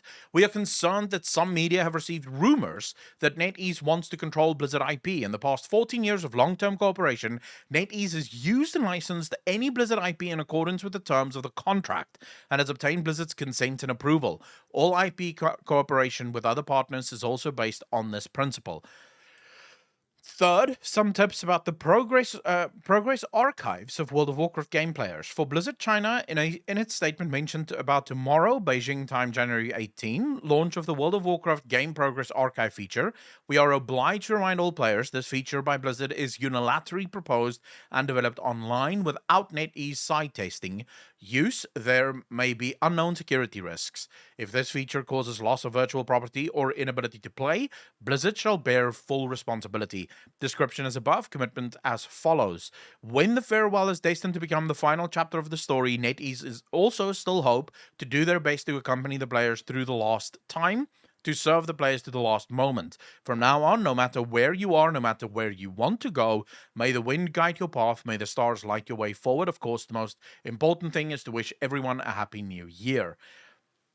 All right, so I will say it still looks to me. So if we throw the massive conspiracy theory out of the window, right, and we say that this isn't because of the US's stance on China and they're sort of, we don't want the US to be involved with China. If we throw that away, because that is very much just conspiracy at this point, if we just look at it, I think this boils back to Microsoft. Microsoft have incredible ties with companies like Tencent, where they do a lot of work with Tencent, and a couple of other companies within China. I don't believe, we looked at it the other day, we couldn't see a single instance of Microsoft working with NetEase. And I think that this is sort of the start of it. So Blizzard wants to go, probably because of Microsoft, to one of the companies that Microsoft already works with, because they'll get a much better deal there. Remember, if you're NetEase and your contract is with Blizzard, this means that you're gonna require more money for all of the games that Blizzard have, because Blizzard doesn't have that many games. So you're gonna want a bigger cut. But if you have a company that's already, like Tencent, for example, say already running most or all of Microsoft's games, you could probably get a better deal. So you could probably tell Tencent, hey, we want you to pick our games as well, but, you know, we'll give you 20% revenue share. And a company like Tencent will be like, well, we're already making billions and billions and billions of dollars off of you, so this is fine. So it might just be a greedy move, like a greed-initiated move. I feel bad for the players in China that's effectively just being screwed as a result of this. Drunk and Happy, how you doing, bro? But, okay, let's see the closed beta.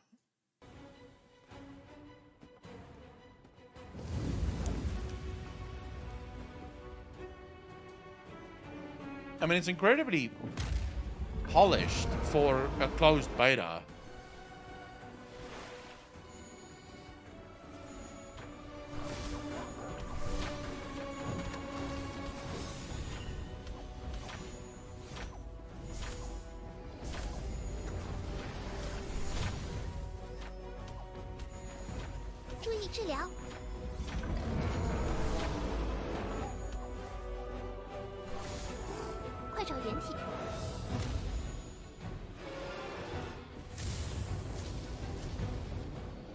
This is not bad, right? I mean, the movement of the boss, the size of the boss, really cool that all of that fits into the screen very, very nicely. The graphics are cool. The combat animations is a little bit too fluid, so it doesn't necessarily always feel impactful. Like I'm not getting the same. So, for example, this is sort of a hunter, right? If you play a hunter in World of Warcraft, you really feel, based on the sound and also based on the reactions, you feel power, right? When you make an aimed shot, for example, you can feel the power, you can hear that power. I'm not getting any of that feedback. It's still closed by it, so of course, a lot can still change, but there's no audio feedback, really. So none of these attacks, she's using multiple different attacks here, and they all sort of feel the exact same. Just feels like different buttons. Now, I must admit that it's probably only... I think Blizzard might be the greatest company in the world when it comes to that anyway. There's very few games out there, anywhere in the world, that have nailed that level of feedback from an audible perspective as well as a visual perspective. Very few games have done that. So maybe I can forgive them that.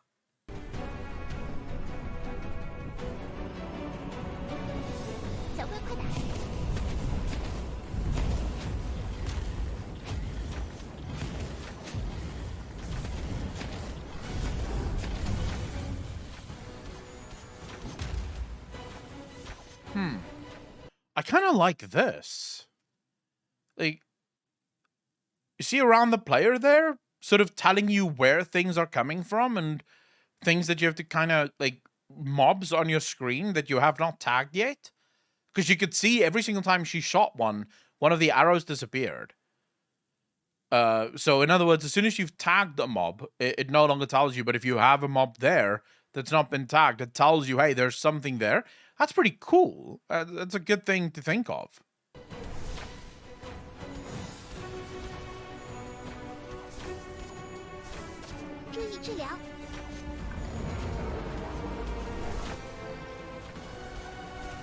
Someone needs to pick up that mob. Well, I'd be screaming at this point. Yep. That's a wipe.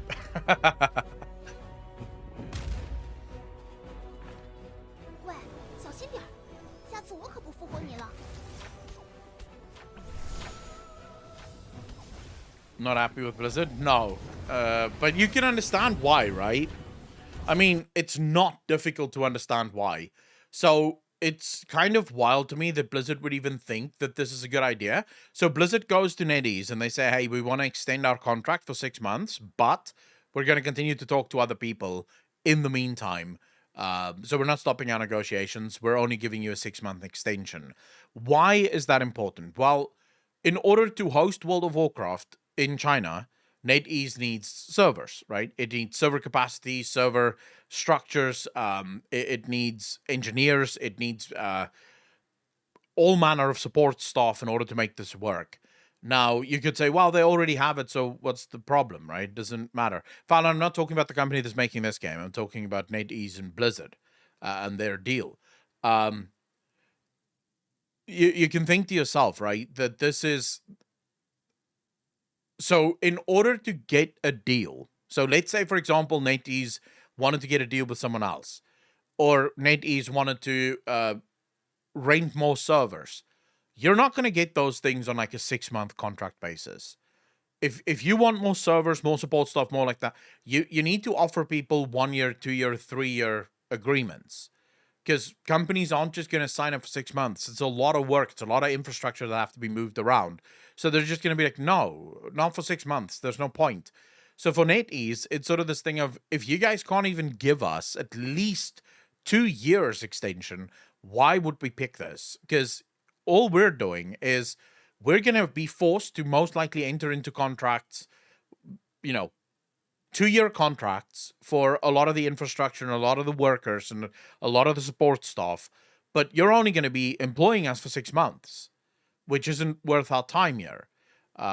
So yeah, I don't know why Blizzard would think that this would be a good idea. They've already cancelled most of their contracts, probably, NetEase, and so for them to repick contracts, it's just not going to happen. Not over a 6-month period. No one in this industry is going to give you network infrastructure, server infrastructure, support staff and shit like that for just 6 months.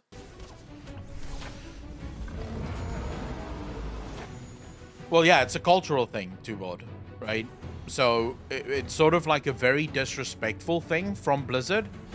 Because I've heard that before, where it's not just China, it's apparently most of Asia, even in Japan. The majority of business is done based on relationships. That's why if you want to do business in Japan, you don't just talk business. So in the West, or even in South Africa, if you want to do business, the game looks really good. But if you want to do business here, you know, you talk business. You come to my office and we talk. What is it you want? What is it that you want to do? What do you want from me? Let's go. Let's be done with it. Apparently, if you go to Asia, you first go out to dinner. That's how it always starts. They don't speak business. You first go out to dinner. You get to know each other. You see if there can be a relationship between you two. And then you can talk business. But only after you've sort of decided that there can be a relationship between the two of you. So it's kind of wild to me. And yeah, this, you could see why China or NetEase would feel this is incredibly disrespectful. Because you've already destroyed our relationship. And now you want to like use us for 6 months until you can find a better deal. Cut us off. How about we cut you off? Dude, I feel very bad for the Chinese players, man.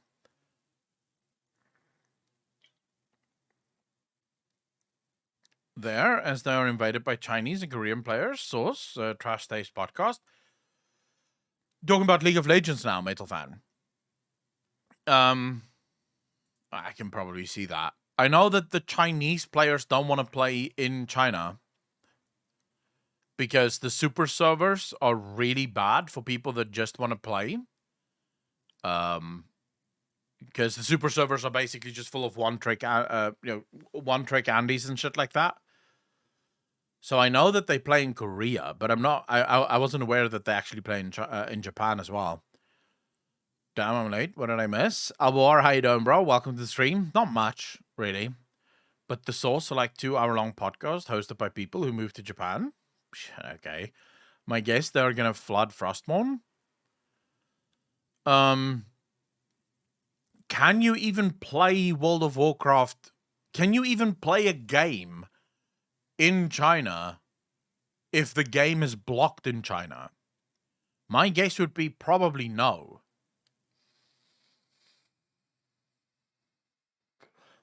So, the thing, Metal Fan, that I would think is probably why VPN might not help here. So, you need game time, right? Insane, how you doing, bro? Thanks for the first time chat. You need game time. You need to be able to pay for this game. It's not like League of Legends that's a free-to-play game. And also League of Legends happens to be in China. You need to pay for this game. Now, the rest of the world, like, for example, South Africa and everyone else uses Swift, right, which is the company that processes all of our payments. China does not. China has its own payment processor, which means all of the credit cards in China will go through this processor. And if this company isn't allowed to operate within China, how would you buy game time? Because the physical company is blocked, right?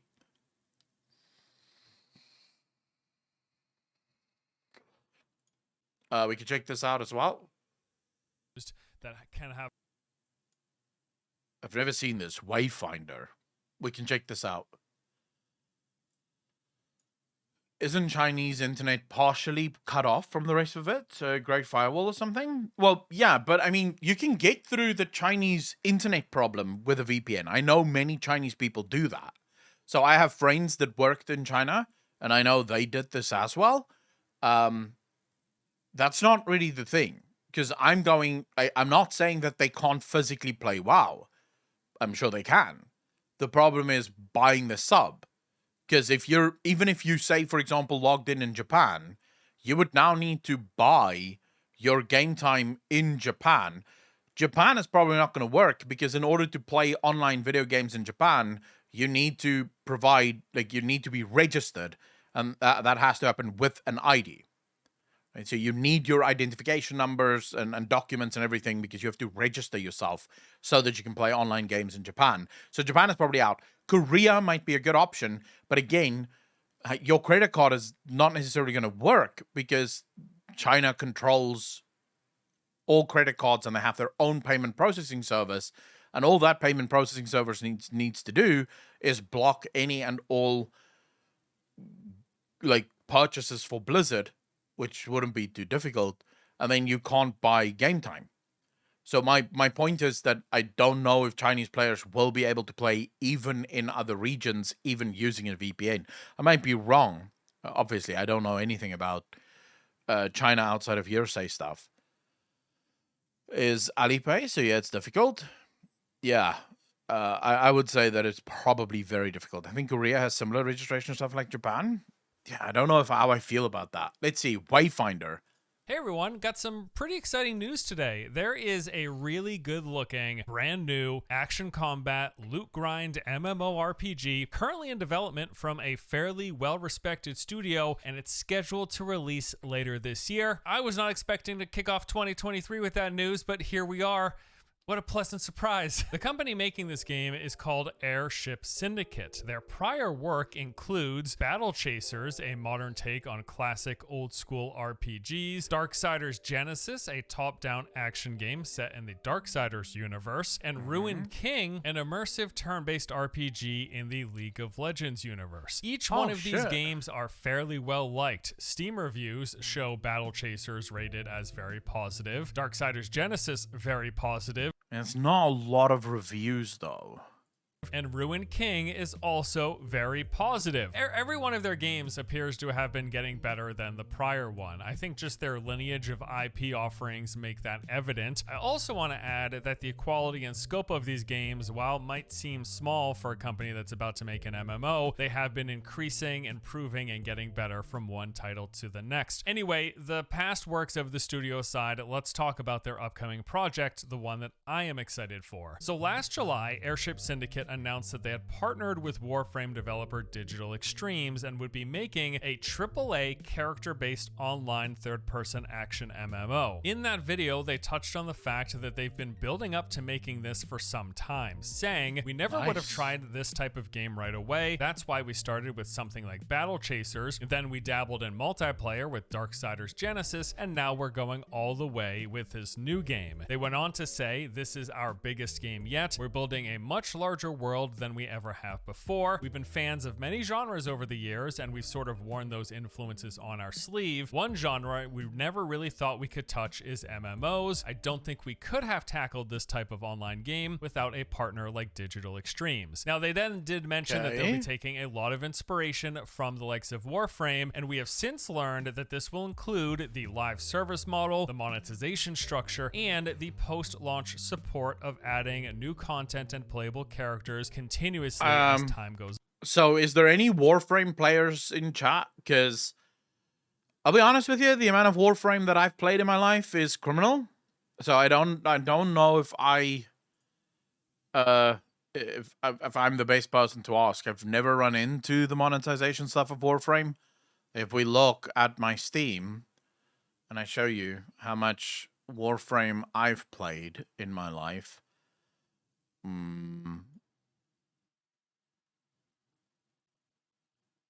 what the fuck is Warframe? In this hellhole.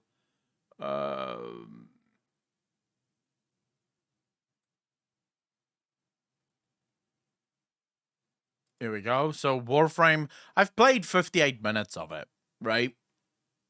So clearly I'm an expert in Warframe. An hour is all you need, right? But what's the monetization like in Warframe?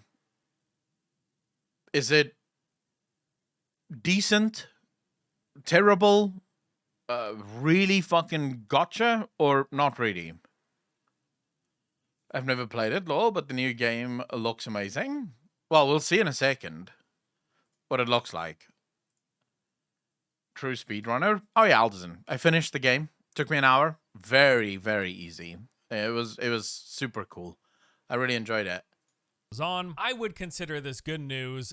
Your opinion may vary depending on your thoughts on Warframe. By and large, I like the game. I've enjoyed and had fun every time I've gone back to it. And if they are following the Warframe model and have the support of Digital Extremes in developing and supporting this game, I think that there's a good chance that that leads to a recipe for success, especially so considering Force the doesn't prior think work they of the have a studio, how scumbag good way. those games have been and how well received they still are to this day. So what is the game? Well, let's talk about it. It's called Wayfinder. It was officially unveiled this past December Good at graphics. the Game Awards with the release of a 1.5-minute long trailer. This was fairly action-packed, showing some open-world exploration with multiple players running around. There was plenty of combat. We saw these different characters fighting a variety of enemies. There was some dungeon gameplay. I do like the with these graphics. groups engaged in boss fights. And then we saw some shots of the social hub, this large town area. Yeah, it's very with a ton of WildStar-esque, players. isn't it? Visually, the game's got quite a distinct look. There are some clear inspirations like WildStar, Darksiders, and dare I say Kingdoms of Amalur Reckoning. I'm getting that vibe here, personally, myself. Now, while the trailer was light on actual details, we do know quite a lot about the game thanks to their website, Reddit AMAs, and some Discord chat. As I said prior, Wayfinder is being described as a character-based third-person action MMO. We'll be taking on and playing these unique characters, kind of think Warframe in this aspect.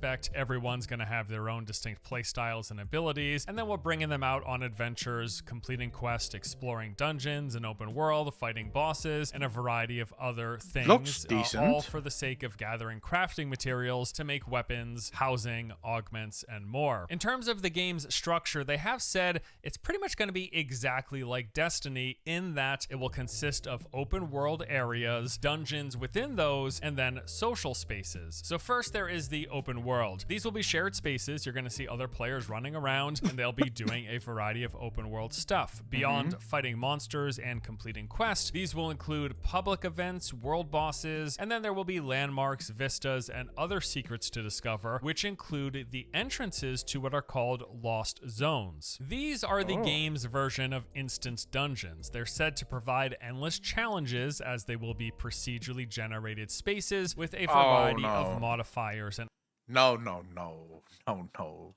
Procedurally generated usually just means we couldn't be asked to make anything good. So, Asmon's biggest complaint was about this game so far. Albior, what's that? That he doesn't see a warrior or what? Just thought of it. China's WoW copycat probably would have housing before us. True. Probably launches with fucking housing, bro. and affixes to keep things fresh. Using what is called the Gloom Dagger, we'll be able to Yeah, but wouldn't you be able to change the race of the class anyways? customize our expeditions into lost zones with various mutators. These will dictate the enemies we encounter, various affixes and boosts that they have, as well as the crafting materials that we get as a reward. Outside of that, there are the towns or social hubs. Here you'll be chatting with NPCs to pick up quest and daily jobs. This is where you also get ready to set out for expeditions. You can craft weapons and gear, and there's going to be a system of customizable player housing, and this isn't just like hanging out.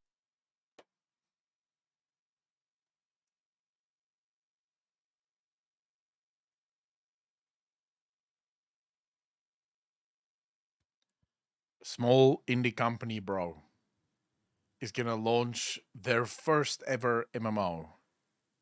And it launches with player housing. Customizable player housing. What the fuck?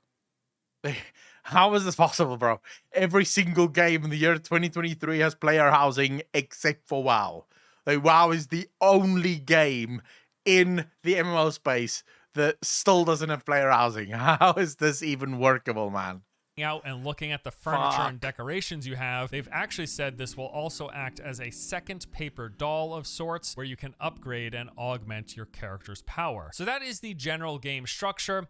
Got open world areas to explore, pretty much everything you Tigers up, how you expect doing, from man? open world MMO spaces, other characters running around, other players, things you'll be doing, fighting, gathering resources, exploring, finding the entrances to those dungeons, and then those dungeons you'll go into, they are procedurally generated in layout, and they'll have all sorts of modifiers. You do all of this to farm for resources, for crafting, for the player housing, and then you hang out in the social hub. That's the structure.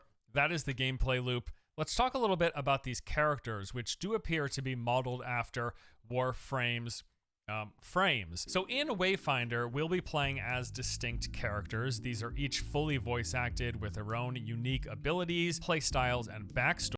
I'll be war. That would be true if it wasn't for the fact that so many private servers, so World of Warcraft private servers, have housing. You actually have quite a few of WoW's private servers that have full-fledged housing. We've, on stream, watched people build entire fucking castles in private server WoWs. Like, castles. They have their own, basically, island that's a full-blown fucking castle. So the fact is that if other people can do it, then surely WoW should be able to do it as well, especially considering that they're doing it on the WoW code. Stories. Currently, the game looks to be launching with 6 different Wayfinders. There is Wingrave, who excels at close combat. He specializes in supporting allies, summoning shields of light, and healing his team. Silo mixes melee and range combat. He's got a host of tactical tools. He can distract foes with illusions, slow them with oil, and then set them ablaze. Nis is basically the rogue, a mobile shadow dancer, dashing between enemies, concealing herself with Cloak of Shadows, and then striking enemies down with spectral blades. Senja is a in-your-face brawler on the front lines, blasting enemies with all sorts of lightning infused skills. And then there's Kairos, a ranged glass cannon, can scatter it's foes not with classes, blast it's of raw actual energy, characters. forms I don't like arcane that. shields, and crushes enemies with massive shockwaves. There is a 6th Wayfinder as well, although as of now that has yet to be revealed. So each of these characters will have 4 base unique skills as well as a I don't weapon. like that. However, they have I think so. That works really well in a single player RPG where, you know, you choose this and this becomes your character as you play through the story and you're seeing their story unfold. In an MMO, I feel like because MMOs mimic real life so well, it has to be up to the character or to the person, the player, to make themselves in that game, so to speak, right? So make what you want in that game rather than just being given your character and sort of they have their name already set out, they have who they are and what they do sort of all banked into one. I'm not sure how well that matches because it feels like a bit of a clash of philosophy there. Have said that there are 4 different weapon classes in the game and that each character can equip any weapon they choose, and each weapon will also have unique abilities. So as an example, you might find one dual blade that causes the auto attacks of your character to slow enemies down, while later you could find another dual blade which gives you access to a brand new dashing movement skill. Essentially, the weapons, beyond having their own attack patterns, will also be access to new abilities and things to alter up your playstyle. They say these abilities allow for further customizing how you play and build your Wayfinder, and they will continue to expand on not only the weapon classes available, but also weapons within each class in future updates. Although the base characters are very distinct, there is also going to be customization. Still looks good. You can visually customize your Wayfinder to make one Wingrave look different from another one, but then also how you play that character will be adjusted by what weapons you use, the various mods that you apply, as well as a system of talents and skill trees. On top of that, they've said that you can switch between characters at will. So yes, this system does seem very akin to what Warframe does with their frames. I guess another example would be what Firefall did with their frames as well. These are essentially their own confined classes, and you can swap between them. They say at will. I don't know if that means like in the middle of combat or if you're going into town to swap your wayfinder, but you'll be In swapping the middle of these on a combat regular would be basis. weird, You're not no? just like, I'm not just making a Wingrave and only playing as Wingrave until I make another character. I can swap between all of the wayfinders that exist. Although don't see how there will that's be gonna work. some sort of unlocking similar to Warframe as well, where there will be like a rotation of free wayfinders and then ones you have to unlock, which I've got those details in just a moment. Some more information here from an FAQ on their website. In terms of playing solo, they say that Wayfinder is a social game at heart, but it also features main story quest, side objectives, and other stories that can be experienced solo. However, a lot of the game's more challenging content will require you to play with other people, to play in groups. In terms of what business model they will be doing and what they will be selling, they are basically modeling and going off of what Warframe does. They say, with the help of Digital Extremes, we will fully embrace Warframe's free and fair monetization. Everything nice. we will be selling in-game will be earnable via play. Now, not everybody loves this system. In particular, I know Warframe gets slammed very often for how grindy it is without paying. You've got like basically long craft times for various things in the game, weapons and stuff like that. I personally, in my sort of more casual approach to the game, like revisiting Warframe every year or every other year, every time I've gone back, I've never felt like I hit a wall that was so offensive. I feel like players need to, like, okay, so I am not a fan of cash shops in the least. But when you have a free-to-play game, so in other words, the game is completely free, which if they're going off of Warframe's model, it means that the game is going to be free to download and free to play. These guys have to make money somehow. Now, you could say, well, yeah, keep it fair, right? Don't put massive grinds into really cool shit that we would want. The argument there is, well,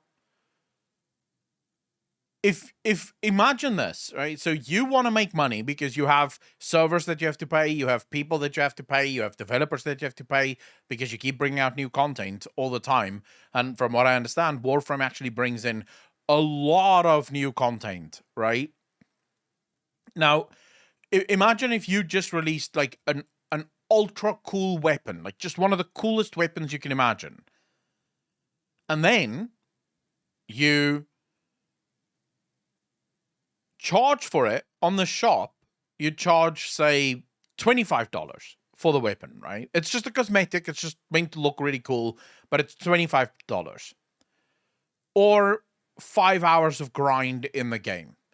Who's going to pay $25 for the weapon? No one.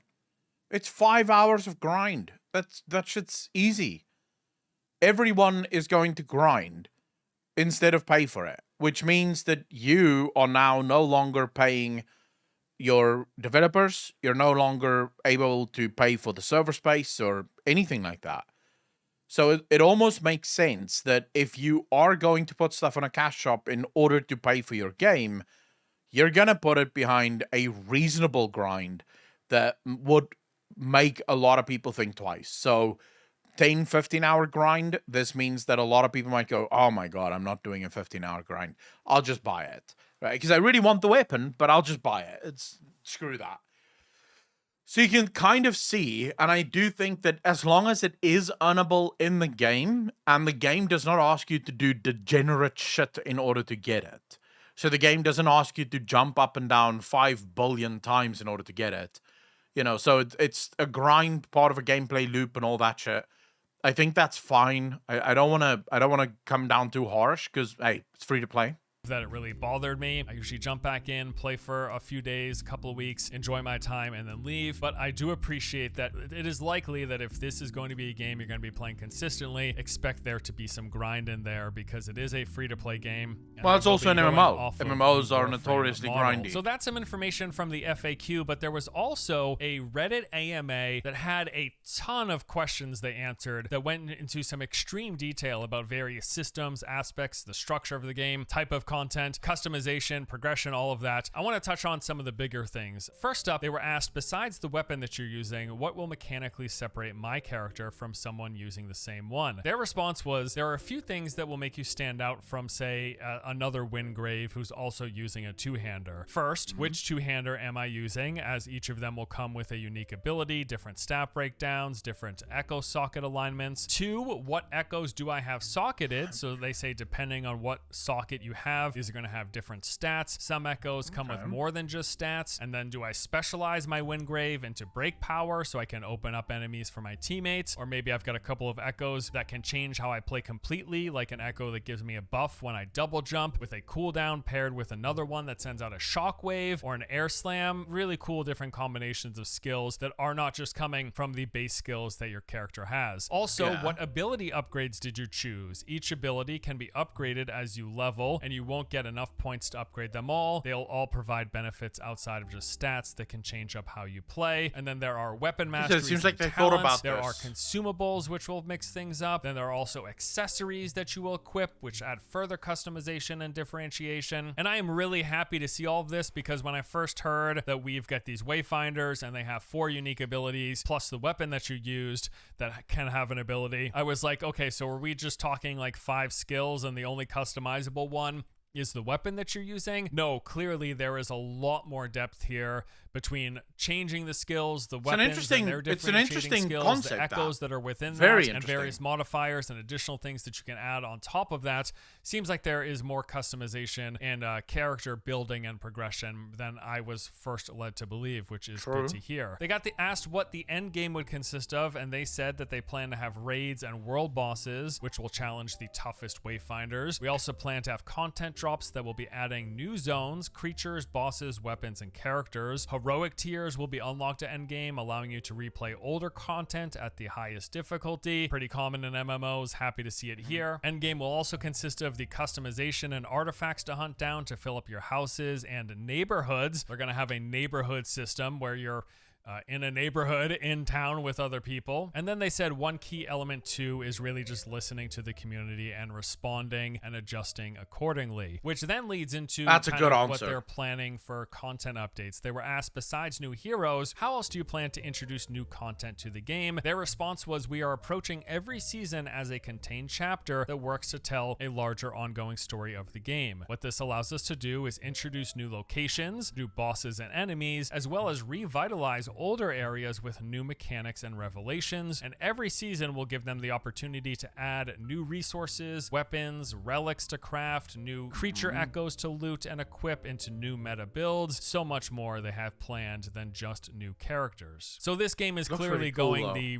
regular old live service route of seasonal updates, adding content throughout those seasons. Sadly, of course, this all hinges on whether or not the game is popular and maintains a player base. The more popular it is, the more likely it is to get continual seasons with larger updates. That is something we will just have to wait to see how it plays out. They were asked to give a rough estimate of how much of the game is open world versus instance. The response was, it's hard to estimate, but both are very important to the game. Open world areas have a lot of group activities like events and world bosses. Players can spend a lot of time there exploring, looking for secrets, or seeing what new things have cropped up every day and week. And then the dungeons, while not as big as the open world, will be very replayable, especially with the mutators. In many ways, it'll be up to each player's preference what So they are they're taking a spending little most bit of of their time WoW's doing. They were sort asked of how we would be affix unlocking system. characters and if it would be similar to Warframe. They responded saying, characters will be obtainable via crafting as well as with outright purchases. We will have no loot boxes or gacha to get characters, as we are fully embracing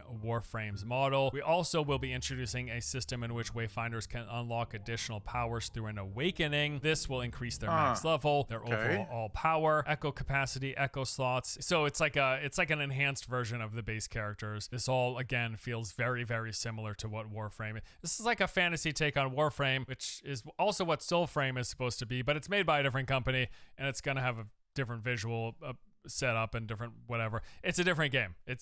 This is not Soulframe, but it's also kind of like Soulframe. Considering the game will be free to play, I am totally fine with them having the system of some free wayfinders, and then you can either grind to unlock or pay to unlock additional wayfinders. Yeah, I think as that's long fine as too. the system seems fair and the grinding doesn't seem too egregious enough to the point where you might want to spend some money to unlock one here and there. Totally reasonable way to do a free-to-play loot grindy game. I do, really. And then there were some other questions.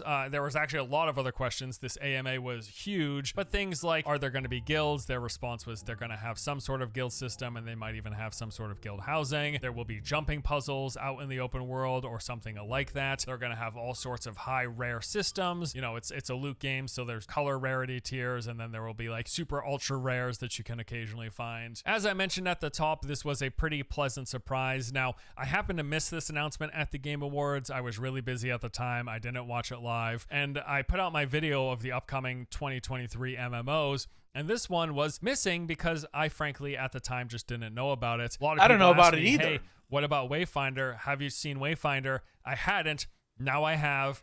I've learned a lot, and it looks and sounds pretty cool. I like the visual style, although I do prefer the open world seamless MMO experience. I'm totally cool with a shared world game, especially considering this Grimfield, has how you doing, action man? combat. Having the smaller play spaces means you can have more real action combat without dealing with latency issues. We've talked about this in a lot of other videos, but a lot of these big open world games, when they try to do action combat, like true action combat, like single player, think God of War style, for example, a lot of times that experience ends up suffering when you have a lot of people in a large open space. So going with a game that's not just full on open massive seamless world, it's a different type of MMO. It's that shared world MMO, and I totally think there's a space for that. Whatever my general preferences for the genre may be. Whatever. Either way, See, this the looks thing and is, sounds cool. the only problem is when you go the MMO route, very specifically the fantasy MMO route, with dungeons and raids and world bosses and all that, you're also dealing with perception, right? So different players have different perceptions going into things. Now, when I tell you that there's a new MMO, right, and it's magic and swords and shields and rogues and stuff like that, what are you instantly thinking about? If I told you without showing you, I just told you, Fabi, how you doing, bro? I just saw this new game. It's got mages and rogues and warriors and barbarians and paladins and stuff. It looks really cool, magic and shit, and it's an MMO. What's your instant thought? Open world, right? WoW-esque, Elder Scrolls, that kind of game, right? That's what you're thinking about. You're thinking this is the kind of game that you have. Van Honkerton, how you doing, man? If you then have a game that is shared world, now for those of you that don't understand the difference, open world, World of Warcraft, everywhere you go, it's open, right? Very few loading screens. From a city to the outside world, everyone is sort of in the world and doing their own thing. And, you know, while sharding does exist, of course, it's still very sort of open world, go where you want. Shared world usually means instanced. So in other words, if you want to go to a certain place, that place is instanced, and they only have a set number of people in that area. It's not open world. It's a smaller area with fewer people in it. But it is shared, so you do see other people doing things, but it's not open world. So you can't just seamlessly run from one place to the next. You see, now a player installs this game because they've heard about this new MMO that's got magic and shit with them. Their perspective, what they expect, their expectations are set on this massive open world game that's fantasy driven, magic and all the rest of it, and then they immediately find out, well, actually no. It's all instanced. It's literally just small spaces that everyone exists in, or that some people exist in. And once you shatter those expectations, that can usually put someone off the game just immediately, right? Israelis for the win. How you doing, bro? Thanks for the first time chat. Really appreciate that. That can just put someone off the game, no matter how good the game is, because the expectation does not meet the reality. And that just immediately puts someone off the game. So I do think it's a bit of a gamble. It is a massive gamble, actually, going with the more shared spaces MMO concept. I'm looking forward to it. When can we play? Well, Wayfinder, like I said, is going to be free to play, and they are scheduling currently to enter Steam Early Access in the spring of 2023. Between now and then, they've got a couple of playtests scheduled. There's actually going to be one this month in January, playtest number 2. The first one happened in December after the reveal of the game. And then sometime in February or March, it looks like they will be doing a closed beta, and they said here that they will be inviting a number of players to check out the world, although these early tests are under strict NDA. Eventually down the road, I really want to play this game. It looks good. It looks super cool. But right now, at least the test that's coming in January is under NDA as well, so don't expect to be seeing or hearing a lot about the game.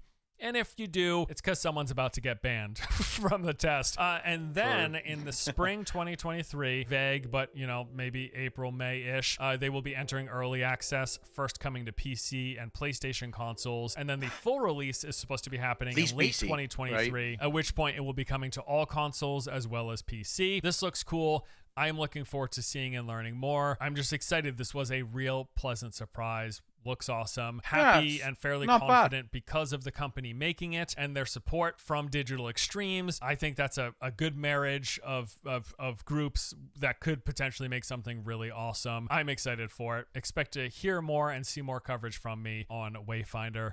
That does it for me today, though. Thank you for watching. Hope you enjoyed the vid. I'll see you later. All right, not bad. Moon God, yes, I'm very excited for Hogwarts Legacy. Very excited for it. I mean, we've been excited literally since the first announcement, so I'm really looking forward to playing that shit. I haven't pre-ordered because I never pre-order, but I'm almost definitely gonna buy it as soon as it launches, install and play. Cause yeah, fuck it. I wanna do dark magic. That's my thing.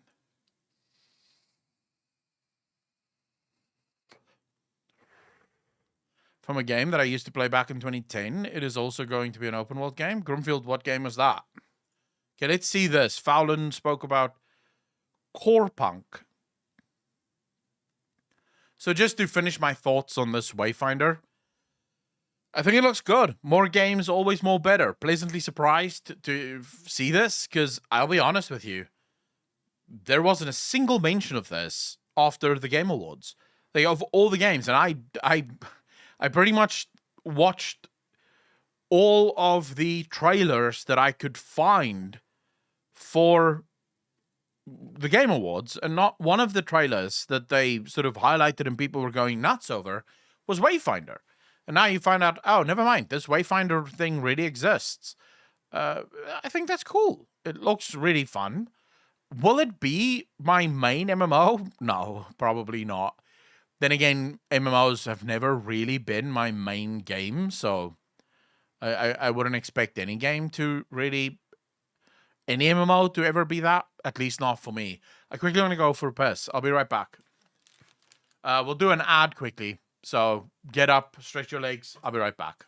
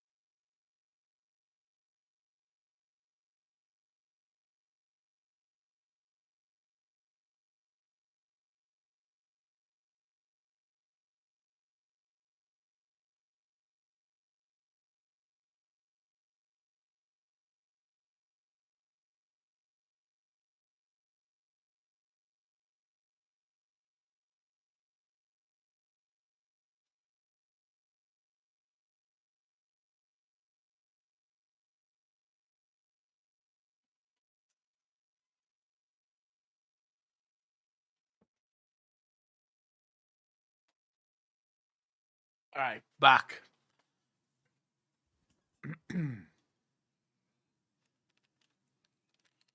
The game is called Dragon Nest. The successor game is called Dragon's Sword, Project D, also a fantasy game.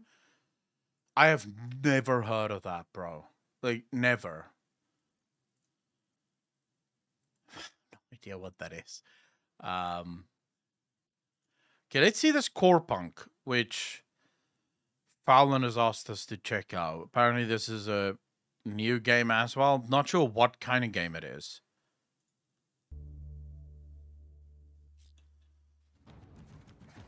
Okay, click to move.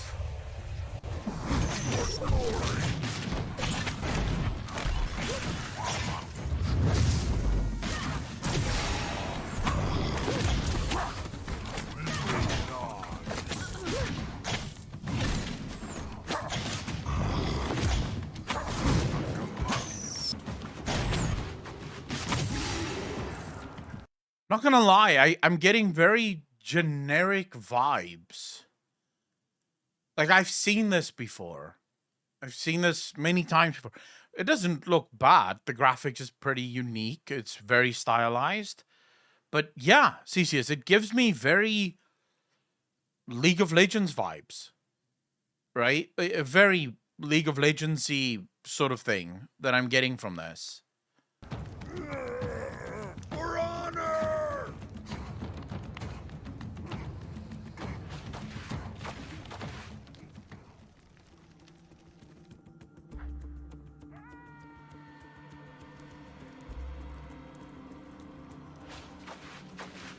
I mean, I don't know, the difference between those are probably, you know, fewer than people think, right? The only real difference is a MOBA isn't an RPG, right? Whereas both are action combat, right? So you could say either. It's just when I saw it, I got really big MOBA vibes. Like, based on the gameplay, based on what I'm seeing, it's very... I don't know, it just immediately reminded me of this could very easily just be another MOBA. It could be like a better looking League of Legends, if you will, right? Yeah, I don't know. I'm not blown away, let's say that, from the offset. Forward!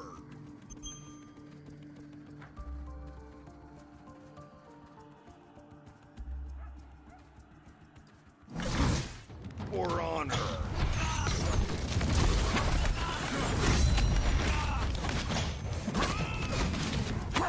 Heavily curated. Yeah, I do not like that. No match for me!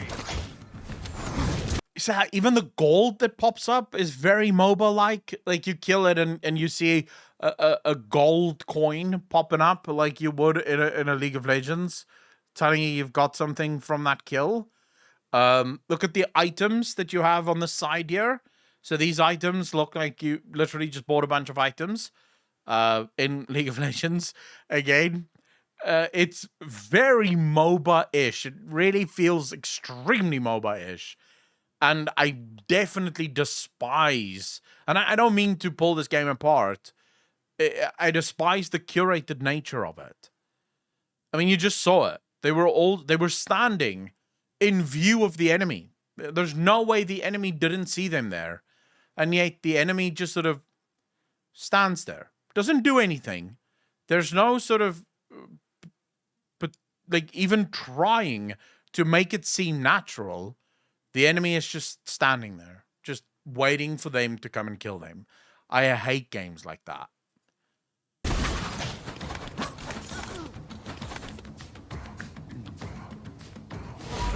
my blade!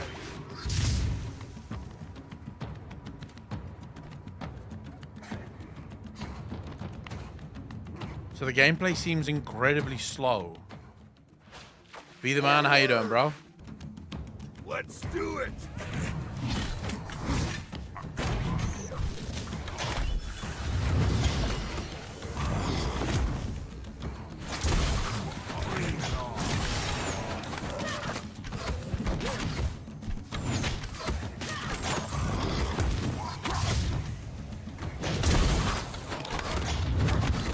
got fucking wrecked there. Got absolutely shot on. Can they raise her? Oh, put on a campfire. And that brings them back to life. Well, that's not bad.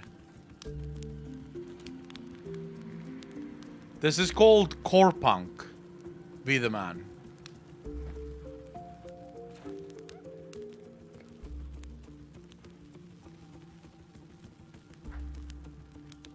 My biggest issue, I would say, with this game is I don't see anything special.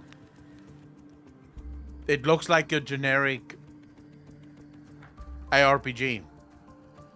Like what you would expect to see from every ARPG that goes on to Steam. You guys know what I'm talking about, right? Every year there's like 1 million games that comes out on Steam, and they're basically all the same thing, just different kind of graphics and trying to put a unique spin on something that ends up being exactly the same as everything else. This is what this feels like, at least at the moment. But this is beta gameplay. Of course, it's PvE, combat in camps. So that's really the only thing that it's trying to showcase here.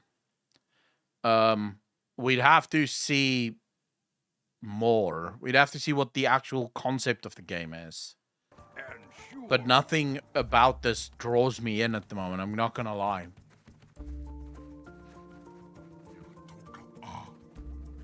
Again, look at just the enemies just standing there, sort of patrolling to say, hey, let's attack. Let's be attacked, actually. More haste, less speed.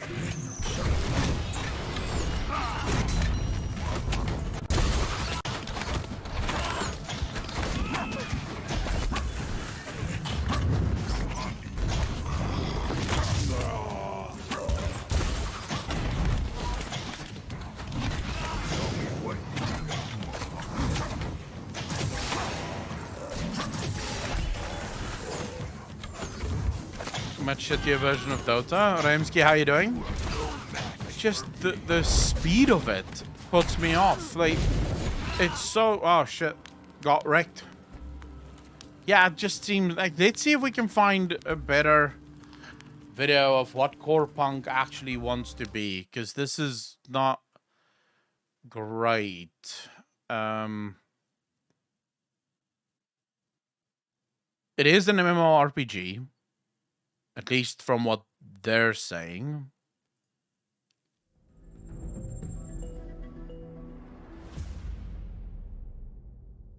So now we're going to talk about the open world PvP and the karma system. Whenever these mechanics pop up, it's always a complicated discussion because it's no secret that games that feature systems like this have normally featured smaller or more niche communities for quite a while. Me personally, I have been able to play and thoroughly enjoy games that do things similar to this, such as Mortal Online, Darkfall, EVE Online, and Albion of course, games like that. Core Punk, on the other hand, is going to fall into the more laid-back side of that, meaning that there will be penalties, consequences, and safeguards in place. The best way to start this off is to relay 2 quotes from the developers themselves about how they feel when it comes to open world PvP. The first quote is in response to a question about how likely it would be for Core Punk to abandon the PvP focus, get rid of the karma system, and focus on more PvE to reach a broader audience. The answer was that it won't happen, and that Core Punk is not a PvP focused game. Both PvP and PvE players will find enough content to get lost in the game. And the second thing is that the karma system was created to protect players from the abuse of PvP in the open world. As they said, they don't want to prohibit or restrict players in anything, and therefore they use a system of punishments, not restrictions. And that is going to be the focal point of this video today. First thing you need to know is that anywhere in the open world, meaning outside of the towns and starting locations, you are capable of toggling yourself into PvP. So they have... It is effectively an ARPG MMO, or an AR MMO RPG sort of thing. Karma systems work really well. I believe Ashes of Creation is going to have its own quote-unquote karma system. If you kill someone too often or someone that's much lower level than you, you actually get visible on the map and everyone can see where you are so that they can come handle you and take care of you and kill you. So karma systems don't that doesn't bother me all that much. But this still doesn't really tell me anything about what the game is. Let's see this instead. Give me the progression system. Tell me what this progression system looks like. What's going on, folks? Welcome back, welcome back. Today I wanted to talk about the progression system of Core Punk and explain what you can expect from what we know so far. Currently the game is said to be capped at level 40, but the upcoming closed beta, scheduled for December but subject to delay, is said that it will be capped at level 20 for testing instead. In Core Punk, Artificial Core, the company that develops the game, says that they want you to experience 40% of the game while you're leveling, and then get exposed to the other 60% after you reach endgame. The thing that I do like about Core Punk that I always encourage or wish for other MMOs to do as well is that there is variety provided to you while you're leveling up. Normally in MMORPGs, we would have to level up mainly through player versus environment, for example. Core Punk allows you to level through instance PvP as well. They do say that it will be slower, and I haven't been able to find any info if open world PvP will give you experience as well, but at least on that side you will get honor points and karma depending on the situation, but we'll talk about that more in the future. The main thing for me though is that I like the idea of being able to level in multiple Usually ways. what that tells me, if companies allow things like this, it tells me that they don't have a story worth shit. That's usually what it tells me. It means that the story isn't really going to be respected at all. They don't really care about the story that they have, and that's why they allow people to level basically whichever way they want. Most of the game happens at end game anyway, so who gives a shit? That bothers me. It's not saying that it will happen. It's just that that's how most games do it, right? If they don't give a shit about their story, they basically allow you to skip the story because all that matters is the levels and getting to max level because that's where the game happens. If you play a game that way, they're great. But for me, as someone that desperately cares about story, that usually puts me off the game because if you're not going to respect your story, why the hell should I? Even if I have no intention of leveling through the instance PvP or battleground. V the Man, you're right. Not everything has to be a story game, but that also means that I won't play it. There are very few instances of games that I enjoy that doesn't have a story. Very few. I generally speaking, I hate storyless games. Give me a story, even if it's something where you just allow me to make up my own story.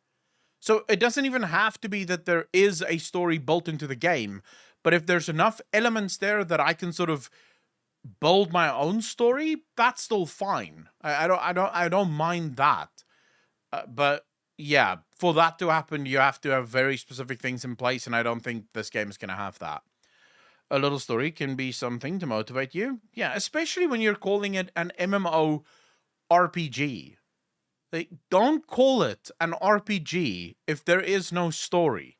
NVIDIA Growfile, how you guys doing? RPG stands for role-playing game. Role-playing game is synonymous with story. There has to be a story through which you roleplay. Otherwise, you're not playing an RPG. You're just playing an MMO. That's it. And that's fine, but I hate the fact that MMORPGs is sort of the catch-all term, when in reality, a lot of games are not RPGs. They're just MMOs. They're just massively multiplayer online games. The question, would you take a good setting that is light on the narrative? Give me an example, Be the Man. Which I probably won't, I like that it's there. And the people that do prefer that playstyle for leveling can enjoy that. Now, the other methods for progression that we have available will of course be things like their questing system. As far as I've seen, it does seem to be more story and interaction oriented than its counterparts such as Albion Online. And what I mean by that is from what we've seen so far, they do seem to have a decent chunk of quest lines with unique objectives and branching story arcs that we can go down. The quest line is more important. Yeah, but world building is part of narrative and story, Be the Man. You can't divorce those two. The story of Elden Ring, for example, is phenomenal. Sure, the story in Elden Ring is not presented to you in the accepted way that we would say most RPGs need to present their story, which is through quests and choices and all the rest of it. But there is a story. There's a massive story in Elden Ring. It's just not obviously presented to you. And it does kind of make sense, right? Why would the story be optimally presented to you? Most people in that realm is dead and crazy and wants to kill you. Very rarely will you run into anyone that's going to give you any sort of voice lines or even talk to you, because most things just want to kill you because most things are mad and crazy there.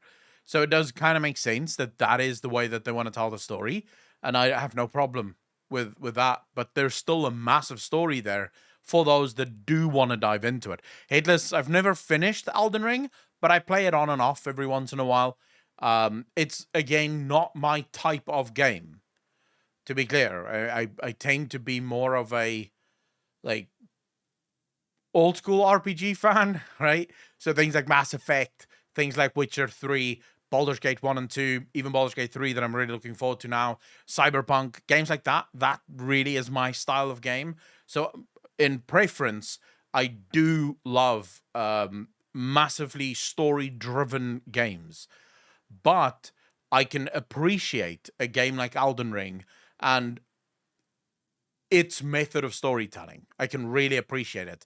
It doesn't grip me as much in terms of like I'm probably it's going to take me probably a year or two to finish Elden Ring, especially at the pace that I play it. But I will finish it eventually, and I will appreciate it for what it is and for what it's trying to do. Because there is still something there for me. Lines also do appear to be fully voice acted, and it has been said that there will be a main story quest line that should have multiple endings when they're all done, along with plenty of side quests. On top of that, we have other forms of progression, such as an enemy camp system that is very similar to what you would find in MOBAs. I was able to see in these videos that they posted that again, when we're talking about God of War, it has its own, it has its own allure, right? You God of War is not an RPG. Not really. Well, technically, yeah, you are role-playing as Kratos, right? But Kratos has a story, and you're playing through the story. It's kind of similar in terms of, like, Witcher 3, which I also maintain isn't an RPG in the strictest sense of the word. The one thing that makes it kind of an RPG is the choice elements that you have there, which obviously in a game like God of War, you don't have that choice element. The story plays out the way the story plays out because they're telling you a story and you're just following that story as they're telling you. And I think that's incredible, the way that they're doing it. Abuar, yeah, but that's why I said I think there needs to be a rebrand of what an RPG actually is, because most games these days would technically be considered an RPG because you are role-playing something. Frostpunk is a good example of this. Frostpunk is a city builder, but technically you are role-playing as a mayor saving humanity in its final hours, right? So technically speaking, could also be an RPG, right? So I do think there needs to be a reframe of what genres actually mean, because RPG used to be very specific to games like Baldur's Gate, like Fable. These were games that were considered to be RPGs, very story heavy, choice heavy. You determine, basically like a pick your own adventure kind of game. This was what RPGs were considered to be. And of course, slowly but surely, as humans usually do, these things become a little muddled and muddied, and slowly you start to see a blurring of the lines between what is and what isn't. Like Cyberpunk, for example, I would actually say isn't an RPG at all. Like Witcher 3 is still an RPG in terms of choices matter. Cyberpunk choices do not matter. There's one choice in the entire game that matter, and you make that right at the end of the game. All of your other choices are completely arbitrary and doesn't do anything really to the game. It's more of an adventure game. It's a story adventure that you play through and you get to see the story, and it's really cool, but it's still not necessarily an RPG.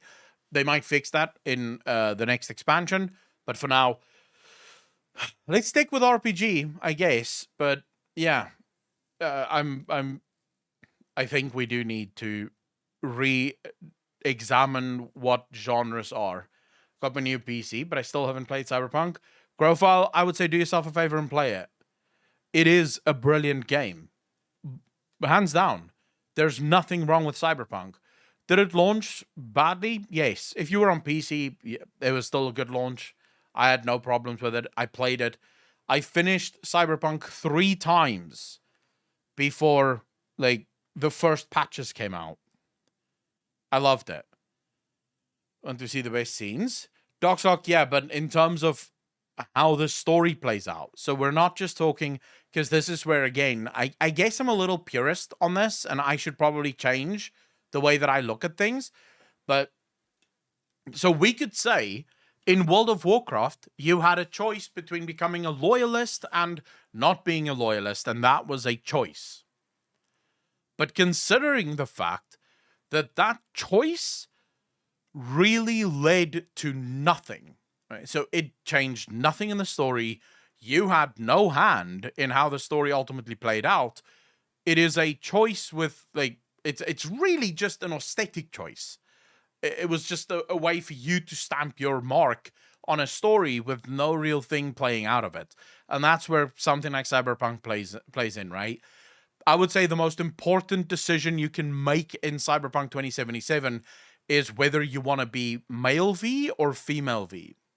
And I would say every single time you don't choose female V, you've made the wrong decision. Because you see, as male V, you don't get to have sex with Judy. And that's the wrong decision. That's the wrong decision. You have to make the decision that leads to Judy being in your bed at the end of the game, and that comes from female V. So choose female V, make the right choice for you and your future and your children. That's the way it works. That's probably the most fundamental choice. Take my redneck queen any day, man. I don't know, I didn't like Panam, but Judy, holy shit. That we can get experience from killing mobs found in these, alongside getting rewards from the drops and chests, of course. But what this means, dude, I was to me is that if you heartbroken. want- I was absolutely heartbroken. Because my very first playthrough, I play as male V, because I always play as male when given the option. And then, you know, I see Judy, and I'm like, oh my God, she's so hot, bro. Like, I can't fucking wait to romance her. And it just never happens. It just never happens. Eventually, right at the end, you get this line where you sort of jokingly explain to her that, hey, just friends, really? And she goes, please don't go there. Please don't go there. And that was the moment that I went, no, I made the biggest mistake of my life. So I had to replay it just so that I could make the right choice at the start of the game. I love to play female characters, so this was no problem for me. I don't...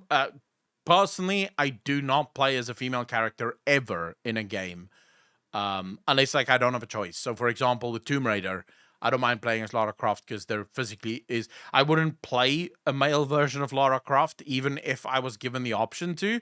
Lara Croft is female and she kicks ass, right? But if I have the option, I would play. I would almost always pick male.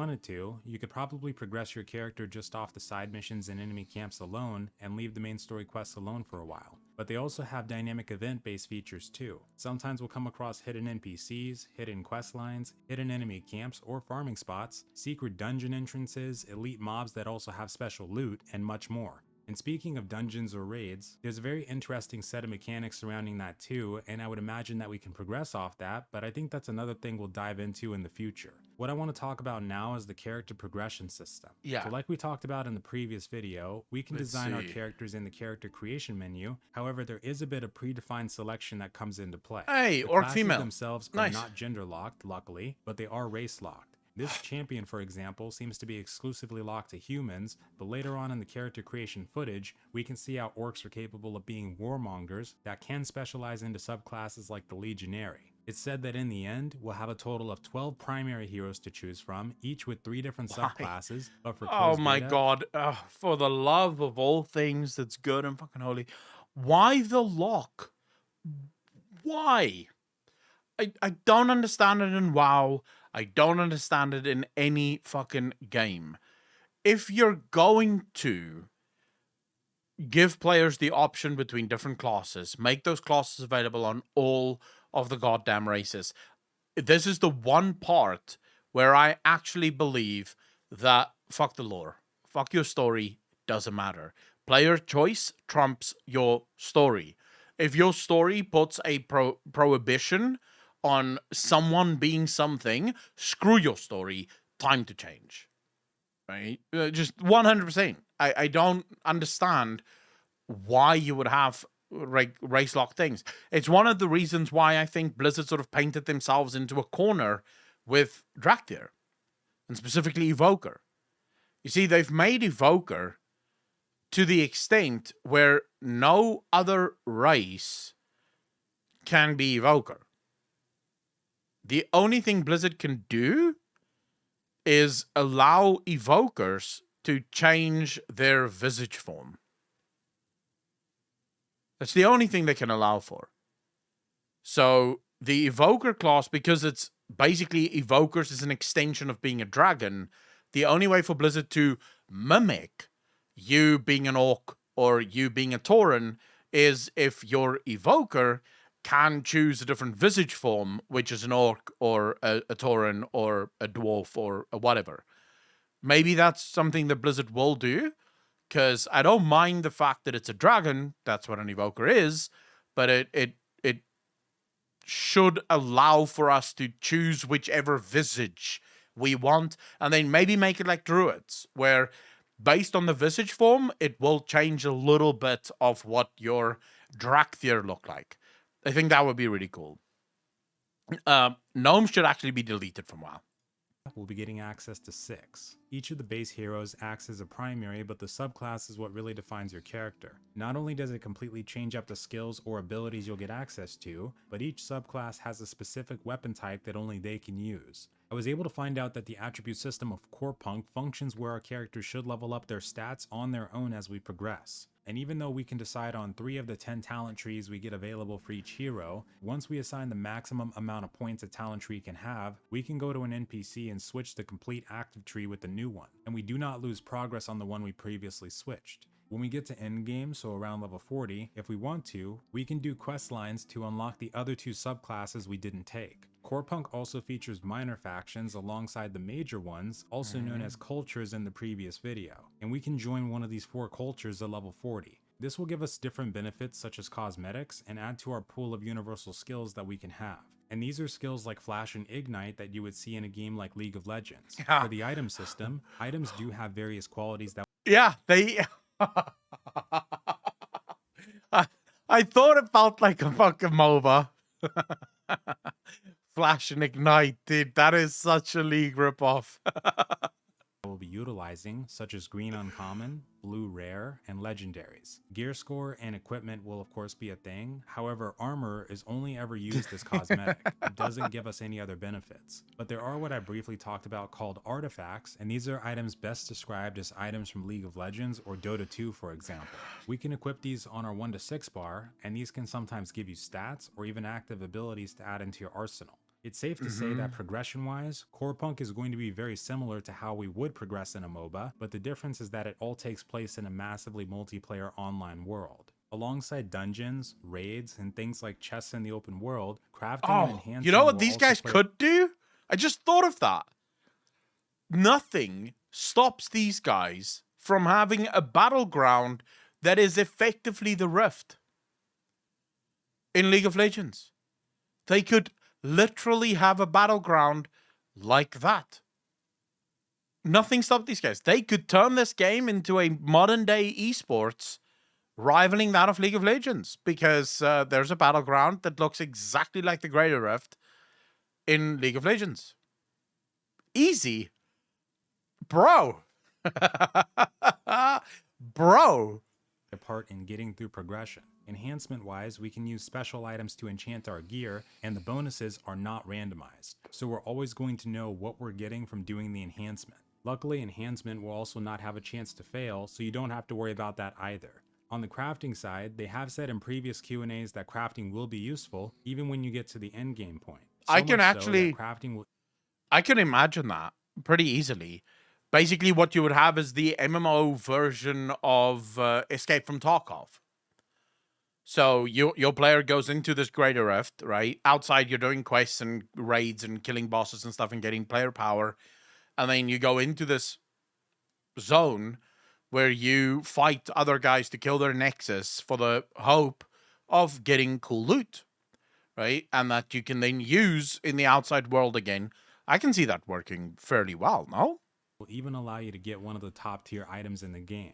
There will be legendary weapons and artifacts, and alongside PvP and PvE, crafting will also be another avenue we can obtain these. The crafting professions we have so far are blacksmith, artifact smith, alchemist, and mystic, supported by multiple gathering and social professions that we went over in the last Thanks for the video. follow, bro. Really Alongside appreciate there that. being a Welcome gear to the score in channel. this game, Thank you, there thank is you, a thank soft you. cap, hard cap, and diminishing return on some of the stats. The way that death works. Be the man, yes. But this is where I would say you have a very good matchmaking system.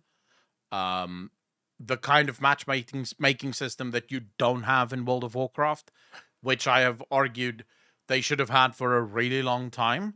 Like, WoW has this matchmaking system in their arenas, but their battlegrounds for some reason don't have it. And they should. Because it would solve so many problems. One of the main things that Blizzard always fucking comes back to, and why they usually limit the amount of power that PvP gear give PvPers, is because a new player should be able to enter into a battleground and not feel like a complete nub. Well, matchmaking solves that. If someone is very well geared and also very good, they should be higher up on the matchmaking, meaning they will almost never be paired with brand new players that has never done PvP or just isn't good at PvP, so that people can get better and sort of get a feel for it. So you can do it with matchmaking, I think. Works in this game, like let's say if you die to an enemy camp while farming with your friends, is that if you have a soul stone, you can resurrect in the same place. Allies can use special. Thank you very much, bro. Really appreciate that. Also, thanks for the first time chat. Enjoy the lurk, man. Lenari, how you doing? Because they have said that there's also corpse running, I'm assuming this means that you spawn at a graveyard as an ethereal spirit. I also wanted to add on that there will be a returner item we can use. Yeah, we did one Aram, to a Hearthstone we would see in World of Warcraft. Alongside mounts being a thing in public transport, we can use that as another way of getting around. And the last thing is that there are multiple types of loot we can utilize in our parties. We have a need or greed system, master looter, and free-for-all. One of the biggest questions behind this currently in the community is that since each subclass has a specific weapon type that they can use, will you be able to roll on another subclass's weapon? So far that appears the graphics look really good. I just don't. Just in case they say I'm not sold on the gameplay. In the meantime, that's the general gist of the progression system you'll come across in Corepunk. Hopefully it was helpful, and next week we'll dive a little bit deeper into one of the systems mentioned in this video. But I hope you have a wonderful night or day, and farewell. I mean, so on that, Tiger, the reason most people or a lot of people use isometric instead of third person is it allows for a lot more. So games that use isometric can get away with more people on screen because it's easier to keep track of who your character is and where everyone is going. Graphics can sometimes be sort of glossed over because, you know, you don't have to deal with that much. It is cheaper to develop, although that will be very, very much case-by-case basis because it will depend on the amount of systems that you put in there, what kind of technology do you put in there, because it can balloon a lot faster than you would think, right? Depending on what you put into the game. But most importantly, in my win for me here is if you have an isometric MMO or any isometric game, the size of the enemies is basically unthinkable. It's unlimited. You can make an enemy as big as you want and still fit that on the screen, which you can't really do with a game like WoW. There is a limit. There's an upper limit to how big an enemy in WoW can be, because players have to physically run around.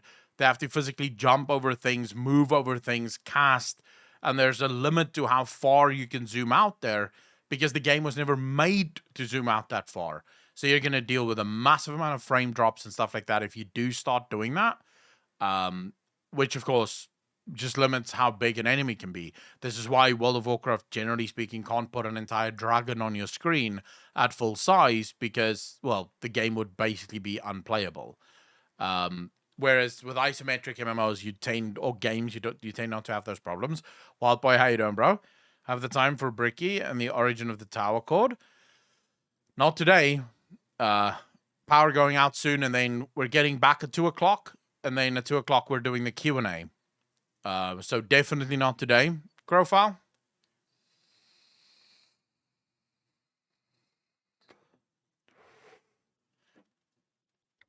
Yeah, it's power until I get my inverter installed. We're gonna deal with. So I don't think South Africa is getting out of power cuts anytime soon. I don't see it happening. Looks scuffed for MMO. MMOs feel like they are prisons, closed, not open world. I don't necessarily mind the isometric view for MMOs. I think it works. Diablo 4 is an MMO. I will fight anyone that says it isn't. You're wrong if you think that it's not an MMO. I believe it is, and I don't mind it, right? It is MMO, just like Diablo Immortal. Well, I would say Diablo 4 is more of an MMO than Diablo Immortal. Like, if you look at Diablo 4, they've already said it's going to be open world. It's going to be a shared open world, right? So everyone's going to be running around doing their own thing. There's world bosses, there's dungeons, there's probably going to be raids, there's PvP. What more do you need for something to be considered an MMO? Like, at what point do we go, oh, so you guys are just making an MMO here? That's it. That's what you're making. I don't mind it. Do you consider Destiny 2 Warframe MMOs? By the strictest sense, no. But by the loosened sense of what MMOs are, yes. Massive multiplayer online game. Although one could argue Destiny 2 and Warframe isn't really massive multiplayer open world games, right? Because they're not massively multiplayer. They're more shared multiplayer. So you go into an instance and there's other people there with you, but that instance isn't open to everyone. I kind of think they are on a sort of on the edge of the spectrum. Yeah, I mean, this is why I keep saying we need to have new definitions of genres, because the definitions have become so muddled. You know, you have RPG games that 20 years ago would not have been considered RPGs, that is now RPGs because the lines have been blurred so much. You have MMOs like Destiny 2 and Warframe, but then you also have MMOs like World of Warcraft and Final Fantasy. And even between World of Warcraft and Final Fantasy, both are considered MMOs, yet very different in ultimately what they do. So it is the sort of weird thing. Well, actually, if we want to start talking about what is and isn't an MMO, technically, would Call of Duty be an MMO? The Battle Royale side of it, at least? That could be an MMO, right? It's massive, it's multiplayer, it's online, right? Technically speaking, that is an MMO, because that's all it means, right? MMO stands for Massive Multiplayer Online. MOBA, it's not an MMO, right? Because it's a MOBA. It's only 10 people in a MOBA. So, yeah, MOBAs are not massive. MOBAs cannot be MMO. But if you're going to Battle Royale Call of Duty, you're fighting against 150 other people. Technically speaking, that would be an MMO, right? What's massive? Because that's where we're now starting to talk. Would 150 people classify as massive or not massive? Because it is massive to some extent, right? That's why I say something needs to change. We need to fix shit. Logging in now to Final Fantasy 14 to keep my house. Stupid update. But why is that a stupid update?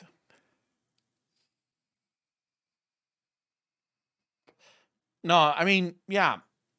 I know technically this doesn't matter, and it's just useless of me to even get angry about it, but I do get angry about it, and not sort of a ragey kind of way, because I'm not raging about it at all.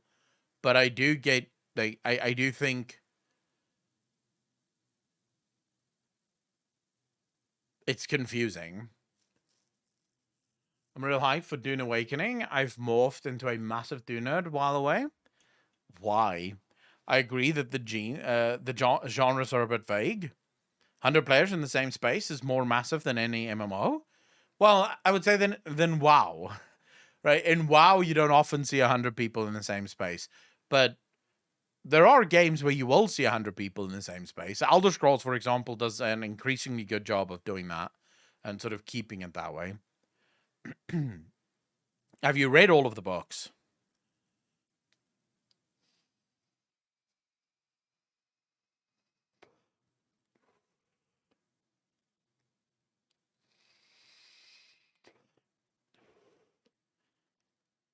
Yeah, I mean, I don't think so. If we're talking about the Final Fantasy housing thing, I don't think Final Fantasy have sorted out housing at all. To be fair.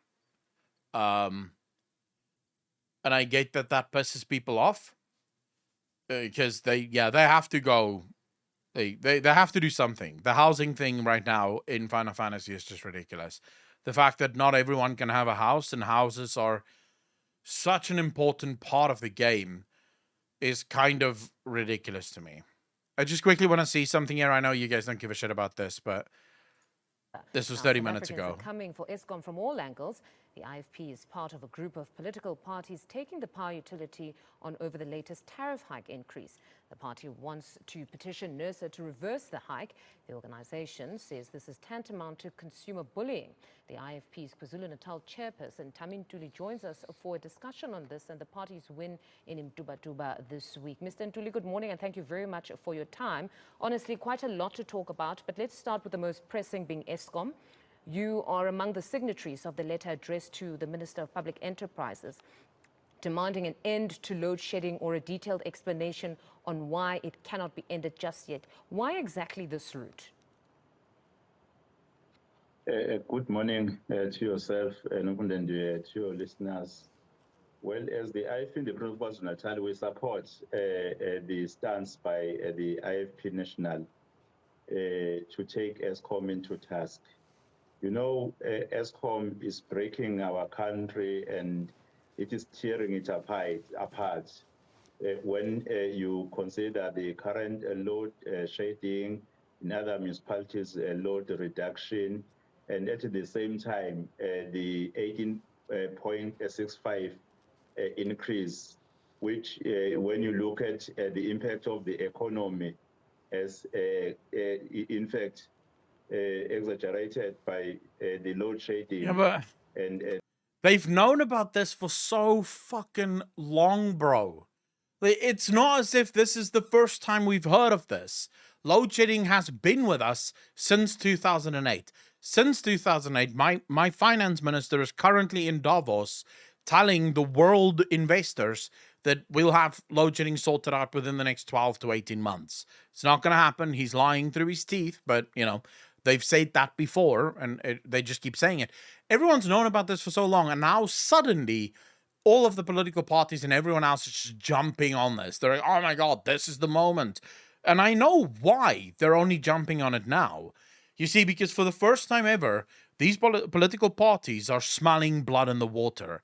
They're smelling the ANC losing the next election because of load shedding, because load shedding has now started to destroy the country.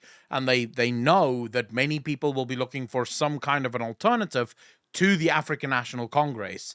And now they're jumping on this. Why not before? Why did you wait until we were in this shit to finally jump into action? Because it's too fucking late. Eskom is done. No amount of lawsuits is going to fix what we have here. Because even if you win your lawsuits, Eskom still has to keep load shedding because it doesn't have enough electricity to actually keep the lights on. You're doing nothing. You're not helping at all. I'm not saying they shouldn't do anything. I'm saying they should have done something far fucking sooner. Far fucking sooner. Politicians, bro. Kill them all. That's the only way you'll have peace in this world. the load reduction, you know, it's crazy that the consumers Well, hello. Thanks for the follow, man. Really to appreciate that. actually bear the cost of the failures of ESCOM to provide and sustain the electricity as service. And as the IFP, we are supporting both actions, the petitioning and also the actions where we are acceding Oh, to shit. the call of Bro, thank you so much for the sub, man. Really appreciate that. Welcome to the most degenerate chat on Twitch. Thank you, fam. You're far too kind. So what's the actual root cause of the issues they say it has with power? Corruption. Corruption, that's it. My government is far more interested in how it can make money than what it is in actually running the country. And the reason for that is simple. None of the people in power in South Africa actually care about the country. They have their money in other countries. The second this country has been picked clean, they're out. They will fly away, they'll go live somewhere else, and they will just never return. Because they're not in this for the long run. They're in this for the short term. In other words, the thinking from my government is, what can I get now? Not how can I make the country as successful as possible so that we can, all prosper. No. What can I get now from this country in as short a time span as possible in order to enrich myself so that when the country comes to its knees, I can leave and I can be very rich somewhere else. That's all they're thinking about constantly. And how do you know this? Eskom right now is at a constant stage 5 to stage 6 load shedding. Constantly. It has to keep load shedding all the time. Here's where things get really interesting. It's going to get worse. And yet, the mafias and the corrupt keep stealing. This would be, if I was a corrupt politician, right, that wanted to make a lot of money, this would be the moment that I would tell my organization, all right, boys, no more. Let's give Eskom time to get back on its feet. We're going to stop stealing for a while. Let's just get them back on their feet. Let's get things sorted out. And then once it's back on its feet, we can start stealing again. Because if we keep stealing now, it's just going to end. Eskom's going to go bankrupt. It's going to close down. And then there's no more stealing to be done. They're not thinking this way because as far as they're concerned, it doesn't matter. And I kind of also have this on actual authority. So one of my brothers used to work at a homeschooling center in long ago, and a lot of his students were very rich children of ANC cadres or people that work for the government. And he was sort of making this exact argument. If you guys keep stealing from the country, there's going to be nothing left. And those kids told him, sir, by the time the country falls, we will already be out of the country, so it doesn't matter. It is our turn to get rich. The white people had their turn to be rich. Now it's our turn, and when the country falls, we're out. These were the kids of politicians telling my brother with a straight face, yeah, we're here to steal, bro. And once we're done, we leave the country. Simple as that. It's not our problem. Right? We just want to get rich because it's our turn. The consumers, that really we need to do something to demonstrate that what is happening is not in the interest or at the best interest of the people who are the consumers and the people of our country. So are you going to have an online petition on the NERSA aspect of things, and are you also taking to the streets on just the general blackouts? In fact, that is part of the activities which we are saying that I've been with the Province of Natal who are supporting that national initiative. And even at our level, we'll be discussing some activities that will exert pressure. Exactly. And in fact, present our case that as the IFP, we see this really being... To be fair, though, the coal power plants isn't the problem. It's the fact that they've not been maintained in almost 20 years. Most of them are basically barely running at this point, and maintenance can't be done anymore because, there's not enough capacity left to really do maintenance. So yeah, they're effectively they've just gone downhill, and no one has actually fixed them. Like, no one actually stopped. They were warned, to be fair. My government was warned in 1998 that if we do not build new power stations, we will demand will outstrip supply by 2008.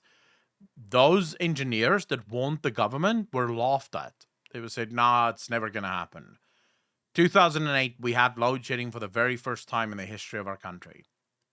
2008. So these guys, 10 years prior, warned the government that by 2008, if you guys don't fucking build new power stations, we're in for a very, very bad time.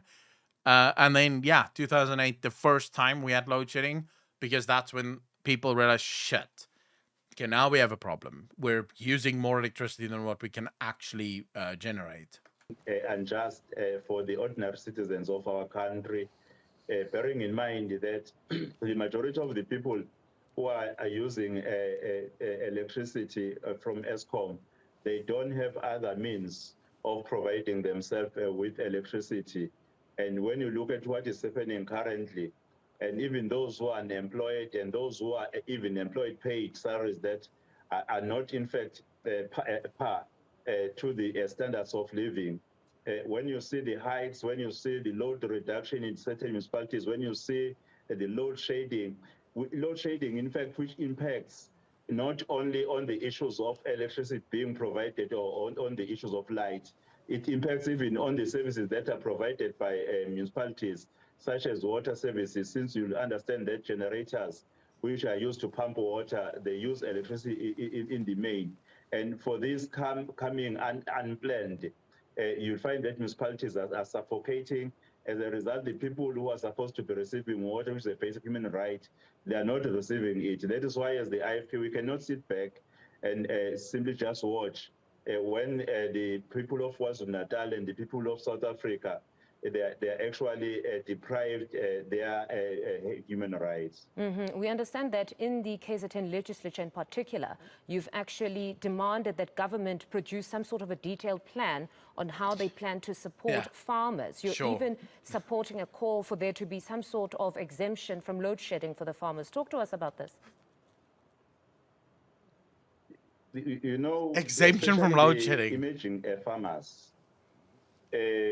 When this load shedding, in fact, impacts in their production, in their activities, it does not only impact to the individual farmers, it impacts on the job opportunities, it impacts on the people who are supporting their family. This guy's saying nothing new. Fuck it. I was hoping for something new. I mean, that's just, I get that you want to minimize the impact as much as possible, but here comes the big problems. Okay, so you're going to exempt farmers from load shedding. No problem. I agree. We need food and the farmers are suffering because of this. But the only way you can exempt farmers from load shedding is by load shedding the rest of the country more. Okay, so you're talking about you want to save jobs in the agricultural sector. Cool. But what about all the other sectors? Because if you're going to tell all farmers, you guys are no longer going to get load shed, then suddenly load shedding has to increase on the mines, it has to increase on factories, it has to increase on residents. So basically you're just creating a new problem because the mines will now have to be load shed more, which means they will have to fire people. So jobs are being lost in the mining sector. Or factories. So factories will close down, meaning people lose their jobs, meaning more unemployment. So I don't understand how that fixes any problems. It seems like it more just moves problems around depending on what we think is most important. Now, agriculture, of course, is important, but agriculture means shit if people don't have the money to buy the food.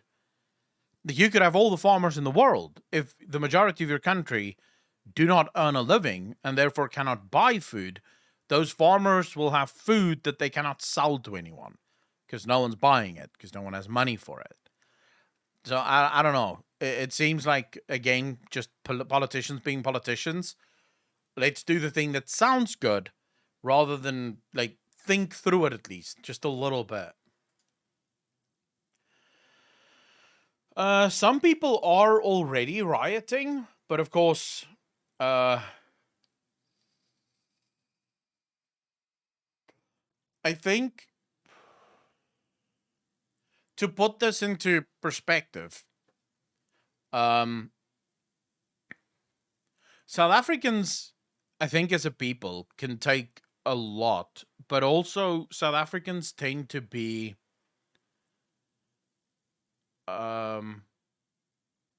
what's the word? South Africans tend to be very adaptable, right? So, I mean, for 20 years now, more than 20 years really, we've had a government that's done basically nothing, right? Every single thing that the government has touched has gone downhill, and downhill fast, as a result of it.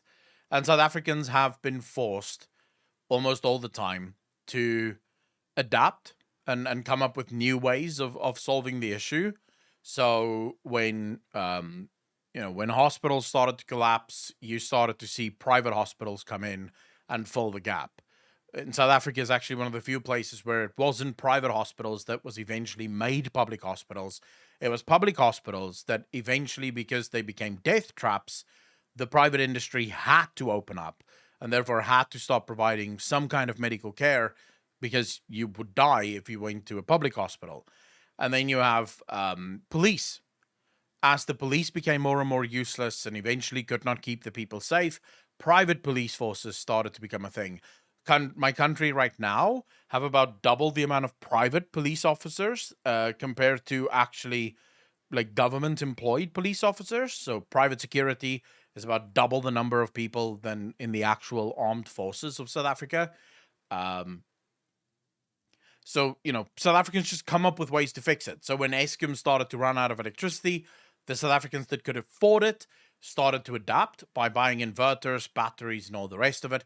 Those that couldn't afford it, they maybe banded together and tried to find their own ways around it. So South Africans can be pushed quite far before they actually will revolt. But I do think we're at a point now where revolution is probably just around the corner. I want to see this. What the hell is this? There's a clip that's gone viral on Twitter today that everyone has been tagging me in because it's in my field of expertise, slapping. There is an absolutely brutal clip that's making the rounds on Twitter, which is a slapping competition between two gentlemen. But these gentlemen don't have any manners. These slaps are like tectonic plate shifting level slaps. Like, I wouldn't be surprised if there was, like, actual registered activity on the Richter scale during this slapping competition. The damage that was done to their faces is unlike anything I've seen before. So I wanted to show you a couple of the slaps as well as, of course, the viral clip. I don't want to show you all of it because I think this is something that you have to see to believe, so I'm going to put a link to the whole match in the description of the video. I can't undersell the power behind these meaty paws colliding with their cheeks. It is downright dangerous. Like, these are slaps that could kill a man. This isn't your grandma's old disciplinary slaps. These are big boys.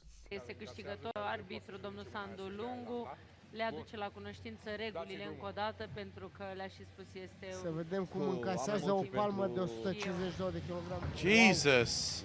Pentru prima dată îl văd. Let me introduce you to our protagonist. This guy shows up to the hootenanny already swollen and that side of his face is already clearly damaged. So this is not his first battle of the night. And he still shows up and puts on a historic display of heart and soul. Dude, this is why would your face look like that? Not even boxers that get punched consistently in the face look like that. 3-minute slobber knocker. This just goes the distance between these two furious warriors. It is absolutely nuts. Alexandru este la fel de calm ca la și meciurile trecute. He's laughing. Now let me introduce you to this absolute titan. This guy laughs off the first like 6 slaps, even though these aren't like pussy slaps by any means. Like, just listen to the sound of that slap. That sounds like a musket going off in that building. And he just shakes it off, laughs about it, and then gets ready for the next round. That is beyond scary. Now, I'll admit, this is my first exposure to this organization. Shit. This is RXF. This is the first slapping tournament I've seen from them, but wow, what a showcase. Dude, his face is ripped.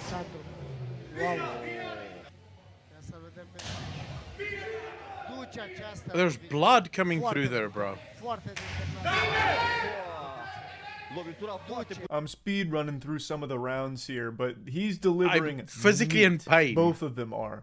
But one guy is still laughing about it, while the other is fighting for his life right now. This is a true anime story situation here. And you can see his face swelling in real time. Yeah. It's also fitting that that guy has a skull tattoo on the back of his hand that he's slapping with. That's like Roy Mustang in Full Metal Alchemist. Like, this dude's alchemy is just destructive slapping blows. Oh, he got fucking right there. He got hit and there. It's with that slap that we have an even match. That guy is no longer laughing about it. He's not just having fun take a look anymore. at that punch. Just take a look at it. Destructive slapping blows. Just look at his... Like, that's where he realized, oh, shit, okay. He fucking hit me there. Dude, but this guy, it's blood on his cheek. And it's with that slap that we have an even match. That guy is no longer laughing about it. He's not having fun anymore. This has just become a full-blown war.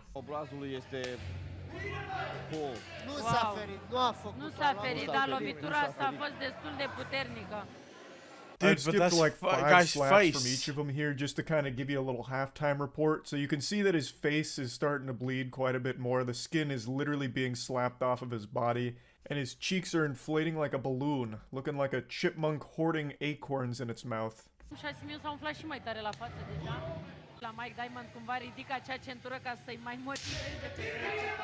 Jesus. It's just getting worse and worse. He slapped the concussion out of him. He overrode his previous concussion with a new concussion with that shot.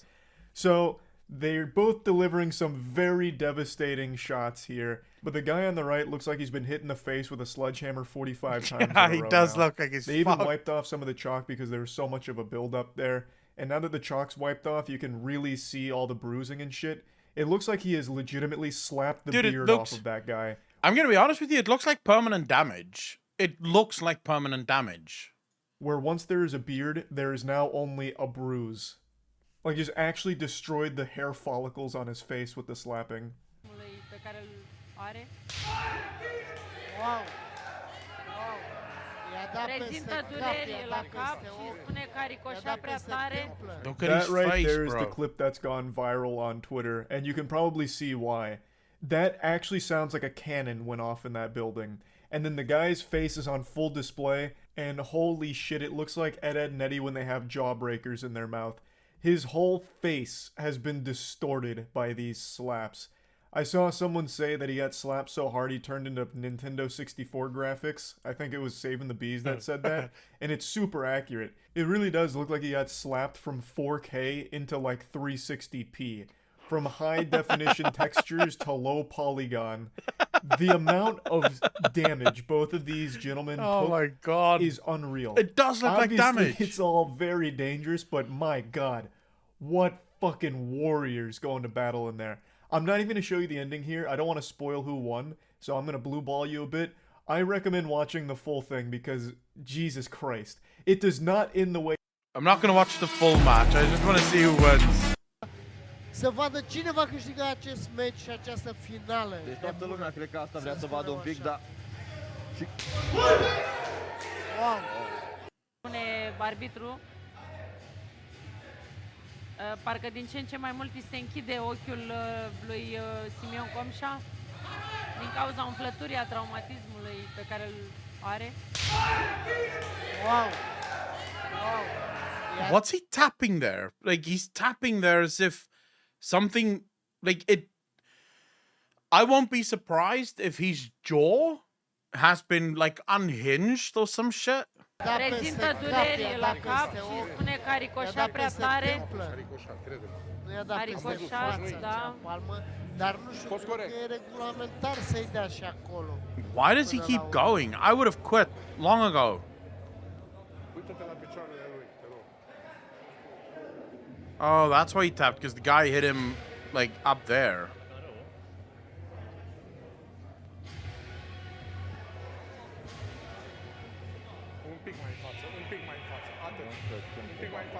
A început să se umfle și fața lui Alexandru. Se pregătește să lovească Simion. Wow! Foarte puternic, dar duce și merge mai departe. Wow, nu pot să cred! Simion câștigă! No way, dude. He won? Bro, the guy looks dead. It looks like one more good shot would have knocked him the fuck out. And he actually won? What the fuck? Yeah, that man is just... Like, one of two things is possible here. One, he doesn't actually feel pain. Right? Like, he doesn't actually feel pain. And that's why. Or, he's so stupid. Like, he's been beaten so many times that there's just no... Like, the part of his brain that tells him, hey, bro... You look a little fucked, right? And we are a little fucked. It's just off. Like, there's no more of that part of the brain. Yeah, it's... Like, I can see the blood red mouthpiece there. How swollen he is. He probably isn't registering it. How do you know about medieval MMA? It's wild and epic. It's LARP on another level with actual armor and actual blunted weapons. I don't know about that. I've never seen anything like that. But yeah, if they really wanted to... Let's see. You said medieval MMA. Fuck. MMA. Let's see. The hottest KO at M1 medieval. Alright, let's see.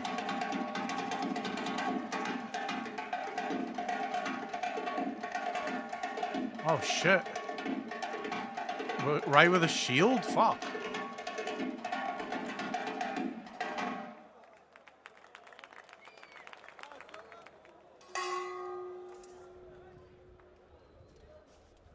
So wait, this is just fighting with swords and shields and shit.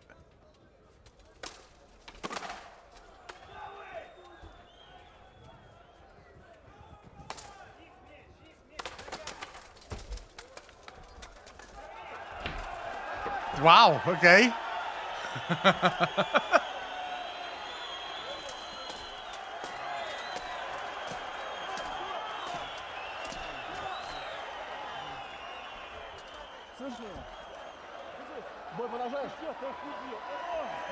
What the?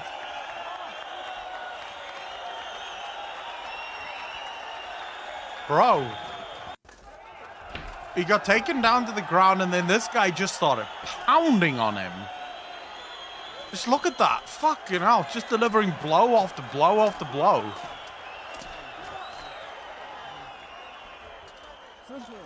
Why would anyone want to be part of this? Like, why would you want to do this? I don't understand. I don't get it. In sizes of 10v10, 50v50, and once they did 150 versus 150 people, is this, in this setting, it's exhaustion that gets you more than the actual hits. In France, we have something called Bihor. It's full medieval battle. I don't know the name in English. I tried one time. It's hardcore.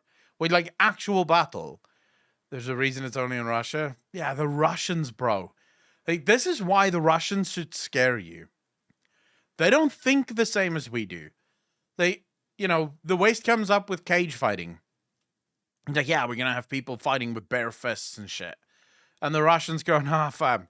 We'll have people fighting with swords and shields. And the Russians just go, yeah, this is a great idea. Let's do this. Let's have people fight with swords and shields. Why don't we? It's like, bro, fuck. What are you talking about? It's just, yeah, the Russians don't give a fuck, bro. The US has made their own organizations for this. Yeah, of course they have, because there's fucking people that's completely nuts. This is just nuts. They scare me in an alleyway, but not in a war? I don't know, bro. People that basically watch two guys beating the shit out of each other with swords and shields. That's not the kind of people you want to go to war with. Because right now, yeah, alright, Russia doesn't look too hot. But what happens when the real scary Russians start joining the war? That's when you have to start fucking worrying, right? When one of these motherfuckers starts running towards you with a sword and a shield, that's where you go, shit. Alright, never mind. This guy clearly doesn't fucking give a shit. We'll see. We'll see. It's always fun. Like, anything happens. Didn't slapping come from Russia as well?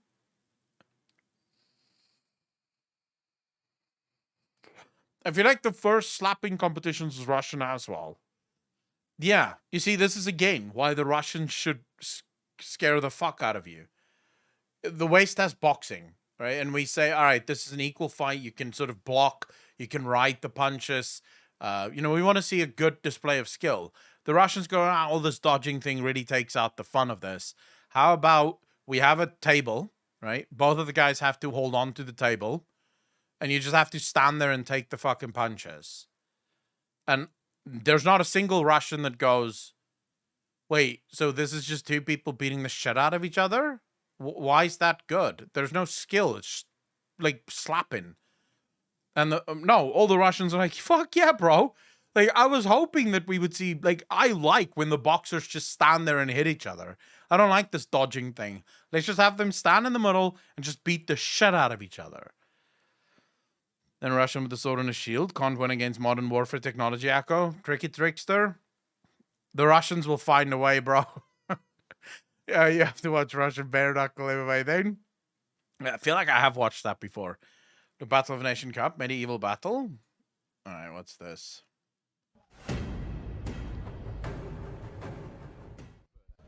So here it is.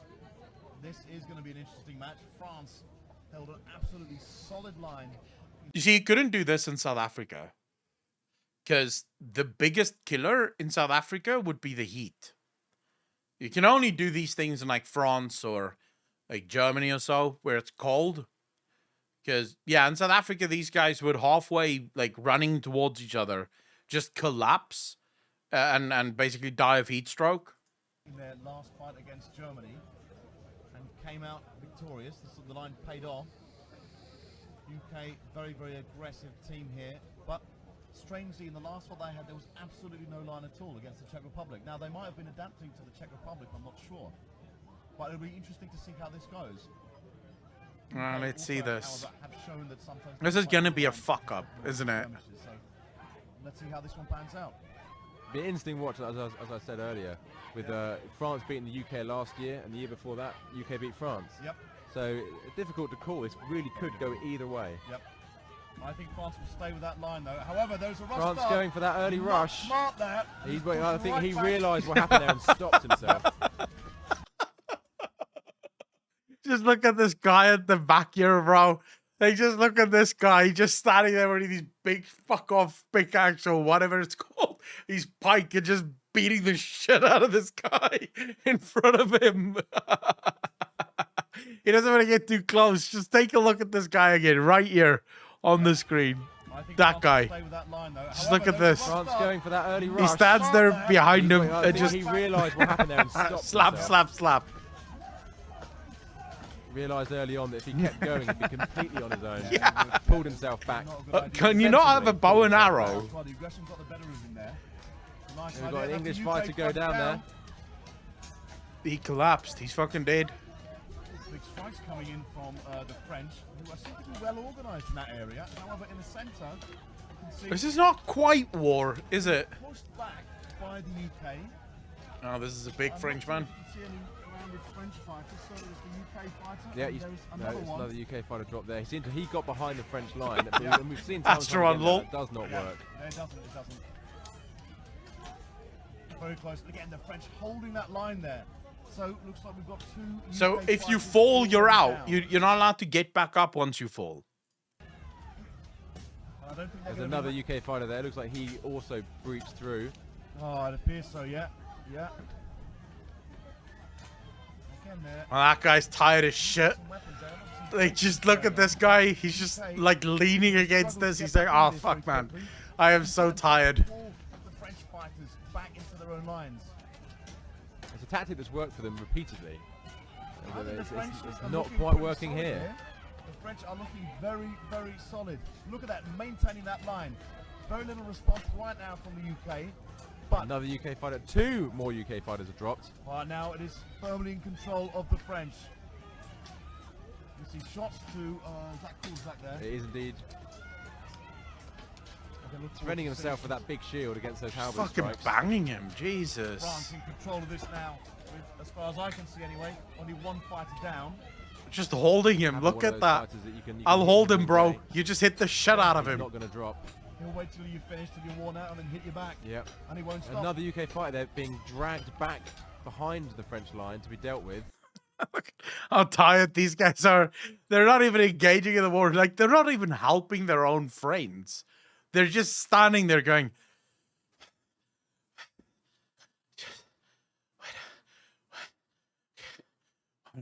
one moment. It's just catch our breath. Just stand like this. Just for a bit. It's just relaxing. The French guys are just like, yeah, we'll fight in a couple of minutes. Let's just catch our breath again. Let's just get back to normal here. Yeah, that's dangerous movements here. And there's a lot of inactivity from the UK fighters in the middle. Yeah, they're just standing there. The Frenchman just pushed him down over the already fallen fighters. Quite a foolish move there on the part of the UK fighter. And France are fairly controlled of this, taking a big shot to the head there, however. There's some precise shots coming from the UK. However, they need to get more Frenchmen down into their own lines. Now they have an opportunity to take down a smaller French fighter. Now, France pushing the UK fighters back into their own half. France looking very, very well organised here. Another UK fighter taken down. Right now in France are using the tactics that the UK have been using throughout the tournament, but the UK have The Brits are losing their... What the fuck? Just straight through? Okay, the French are winning. And you got more UK fighters. Now they are dropping like flies. Yeah, the French are winning here. Now we're coming towards the end. And that's the master's called it, and it is round 1 to France. Big round there. Wow. From France. Did they down a single French soldier? I don't think the Brits took down a single French soldier. It seemed confusing because some seemed to want to break through early, and then towards the end of the fight there was a lot of inactivity in the middle by the UK fighters. Wait, they have to go again? Almost a reluctance to engage. Interesting to see what changes the UK now make to their lineup and strategy. Well, that's the thing. You could hear. It is interesting. I think the initial line, once they're there, who's just France, very, very themselves, if they will wear them out. Come on, give us fighting. All right, let's see if the Brits can drag this from the jaws of defeat.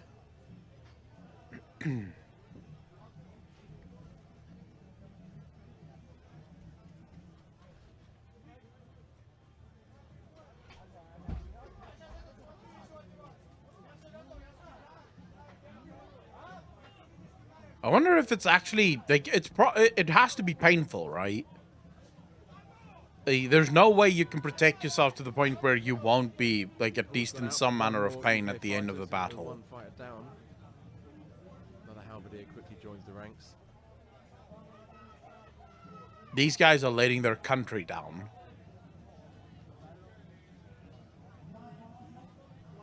Come on, let's go to war.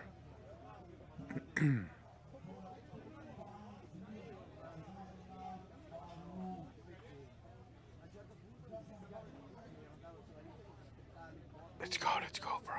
Oh god, no, Napoleon alone pads their score to stupidity. I mean, the French army is considered historically to be the most successful army in history. There we go. Happy with that. People just laugh at the French because the last few wars that the French had was pretty shit, right? Whereas you can see France instead. The French were basically waving the Germans into France. like telling them where to park and shit. And that's where people mostly sort of take the French suck at war. But prior to that, the French were actually very good at warfare. They're going to need to work on the sides there, and they need to. UK are pushing back. French fighter in on the close to the list of the bottom there. Okay, it seems like the British are finally going again, man. Why they're holding off so much, I have no idea. They've got to pull him back into their line so they can take him down a lot more easily. It's not so well defended. You've got the shortest stature fighters on the French side here, so moving that fighter back would only be beneficial for the UK. You can see great aggression from both nations. World War II, that we call them cheese-eating surrender monkeys. Yeah. And those lines are holding. Yep. You can see slightly lunges forward. But that is about it. We've still got that French fighter pressed up against the list there. And he is occupying 2 UK fighters while doing so. Yep. And it's not going to help. It's looks like there might be a UK. Oh, that would be cool, actually, Grofile. Imagine if the Japanese were here. Like samurai. That would actually be fucking super cool. Although, isn't, like, I think in Japan, being a samurai is still considered to be, like, super sacred? No? Samurai don't stand a chance against medieval weapons armor? If in an actual battle, V the man? So if you, like, had an actual samurai versus, like, actual, like, medieval weapons, I don't know, though. Samurai were pretty good. I don't know. Do you really think a knight would beat a samurai? UK fighter down. Yes, that's 2 right. UK fighters down. Yep. And again, it's strange in that the heavily stacked UK side area rather than the centre, which I would have expected. You can see an attempt to break away another there. UK fighter dropped down there on the left flank. You can see UK still... Vicious punches going to that Frenchman's head. They still not managed to get that big Frenchman down on the side there. He's not even holding on to the list. They cannot get him down. Yeah, the French have a fucking giant. Like Goliath is hanging out there. And this is not going very far. I mean, the French have been pushed back a lot. They have, yeah. But it's been at a cost. They're deep into French. So that big French fighter's gone down with a UK fighter. Yeah, so this is not good. But that does free up, and a UK fighter's been sat down. His glove came off. Yep. Gauntlets come off there. And another UK the Brits don't seem to be doing well, man. Control of the French team now. More UK fighters are dropping. They've broken the lines there of the UK. The French really seem to be better at this. But also the UK guys don't seem to be working together. Like it's every man for himself with the English guys. Whereas look at the Brits are just fucking like. It definitely looks stacked. The French are just going, bro. 3-4 at a time. Like fuck it. Just being punched in the face the whole time. It's like.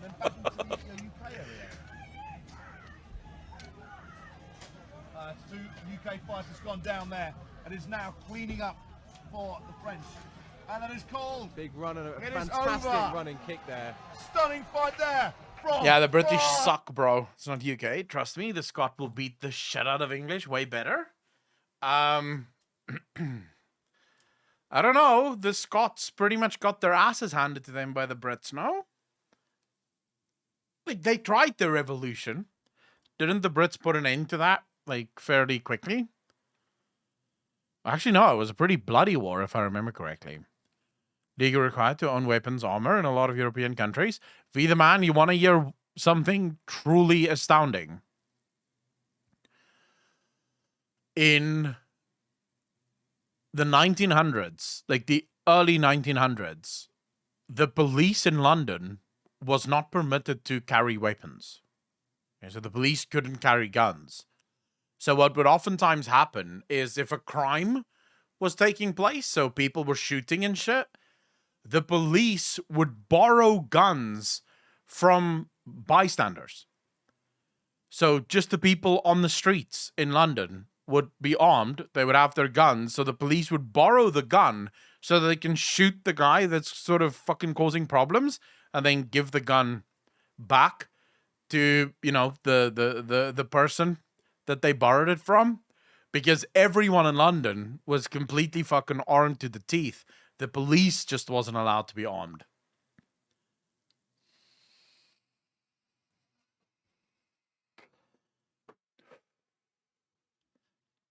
No, I know police in the UK today isn't armed. I'm saying back then they weren't allowed to be armed, and the people of London was. So they would literally borrow guns from people on the street so that they could take down people that were causing shit with guns. Because they used to have a shit ton of guns. Our police is still armed, though. In South Africa, all police officers carry guns.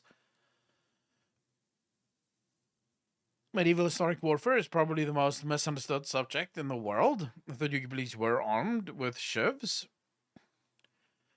I don't know. I don't know much. I know whenever I saw policemen in the UK, they didn't have weapons with them. They had like a baton, but that's it, right? So they had like this little fucking stick that they could beat you with, but they never had guns and shit. Whereas here in South Africa, I've never seen a police officer without a gun. AKs in the patrol cars. Jesus. Okay, that is next level. That is next level. American police tend to do all right.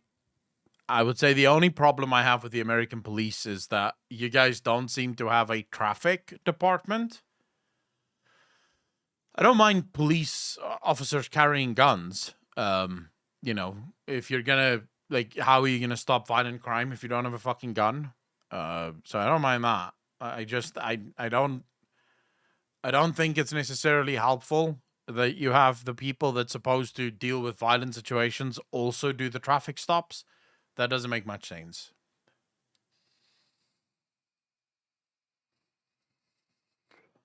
Why would you say Swedish?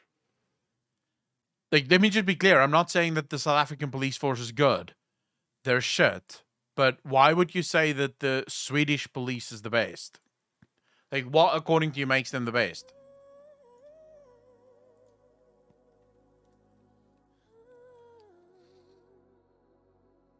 CDJ, how you doing, man? It's extensive. It takes years. It's a higher standard than many militaries. Jesus, I didn't know that. Almost got shot once. My sign came up as a Toyota. He thought my car was stolen. Fuck. Dude, that must be scary as shit. That must really be scary. Hey, how are you? Get out of the fucking car. Alright, bro. Alright. Fuck, I'm getting out. Although I will say, when I see videos of, like, people in the rest of the world and how they deal with their cops, I'm a little sort of taken aback.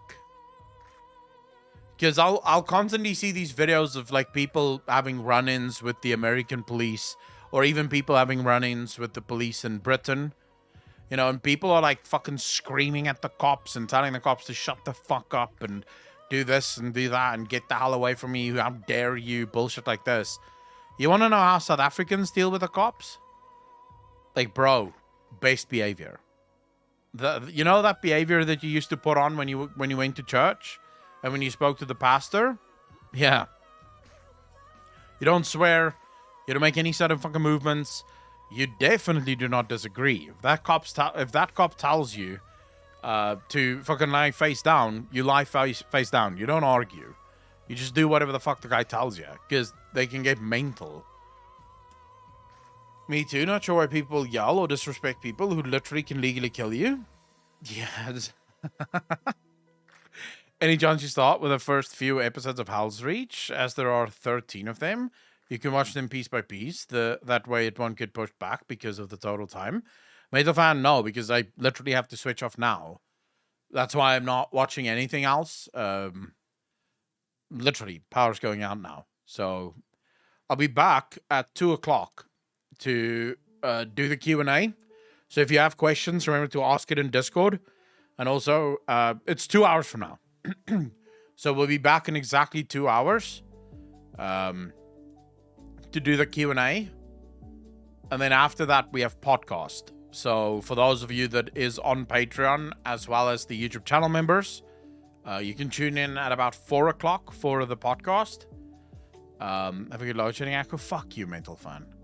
Like, how dare you, bro? Have a good load shedding? Like, what does that even mean, bro? What do you think I do? Like, how can one have a good load shedding? Like, all I do is just sit here like, Jesus. Mental fan, I hate you so much, bro. I love you, but I also hate you a little. Have a good load shed, bro. I can't help but read that as sarcastic, even though I know you probably didn't mean it as sarcasm. It just feels sarcastic because it's basically like telling someone, have a good colonoscopy. or like, have a good finger fucking by a cow or something. There's nothing good there. Like, there's nothing you can do that makes it even remotely better. It's just shit. You just sit here, no electricity, waiting for the electricity to come back. The best you can do is sort of keep yourself a little busy and hopefully hope that the time flies by. Can I say fingers over there? No, but imagine being finger fucked by a cow. Corvo, I don't have to, right? I do have my Kindle. But what I mean is, so the Q&A is at 2 o'clock, D-Rocker, so in 2 hours from now.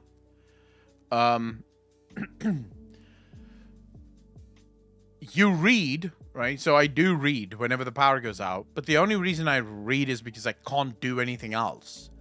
And that makes it not fun. Because I read every night, but then I read because I do want to read, right? This is my time. This is when I read. This I just do because I literally don't have anything else to do. I would much rather have stayed live now until 2 o'clock, do the Q&A, and then go into the podcast, and finish by 6 o'clock feeling good. I've done all of my shit versus this, where I have to switch off now, then come back at 2 o'clock. It really breaks your rhythm. It just sort of makes it very difficult to do anything else. So yeah, it sucks. Load shedding can't be great for security. It says a lot of thieves, right? Yeah, they steal, like, crime goes up incredibly high in areas when they're load shed. Like, there's constantly cars being stolen, houses being broken into during load shedding. Because, yeah, I mean, when the power goes out, it's out, right? So whatever security measures you do have, if you don't have a battery backup system for it, those security measures are off. They're not happening. So the alarms and stuff that you have in your house is basically just there to look nice. They're not going to make any noise. Luckily, most of them are on sort of like a backup battery. So that does happen. Anyways, ladies and gentlemen, let me be off. Let me go read and sort of chill. And then I'll be back in 2 hours for the Q&A. So remember to ask your questions in Discord and also jump into Discord so you can ask your question in person. And then, yeah, I'll see the rest of you for the podcast afterwards. Thank you so much for hanging out with me. For those of you that I do not see again today, please have a wonderful weekend. Take care of yourselves. Be kind to each other. Be good to each other. And those that I will see in 2 hours, I'll tell you at the end of that stream to be kind to each other and be good to each other. All right? So, peace out, fam.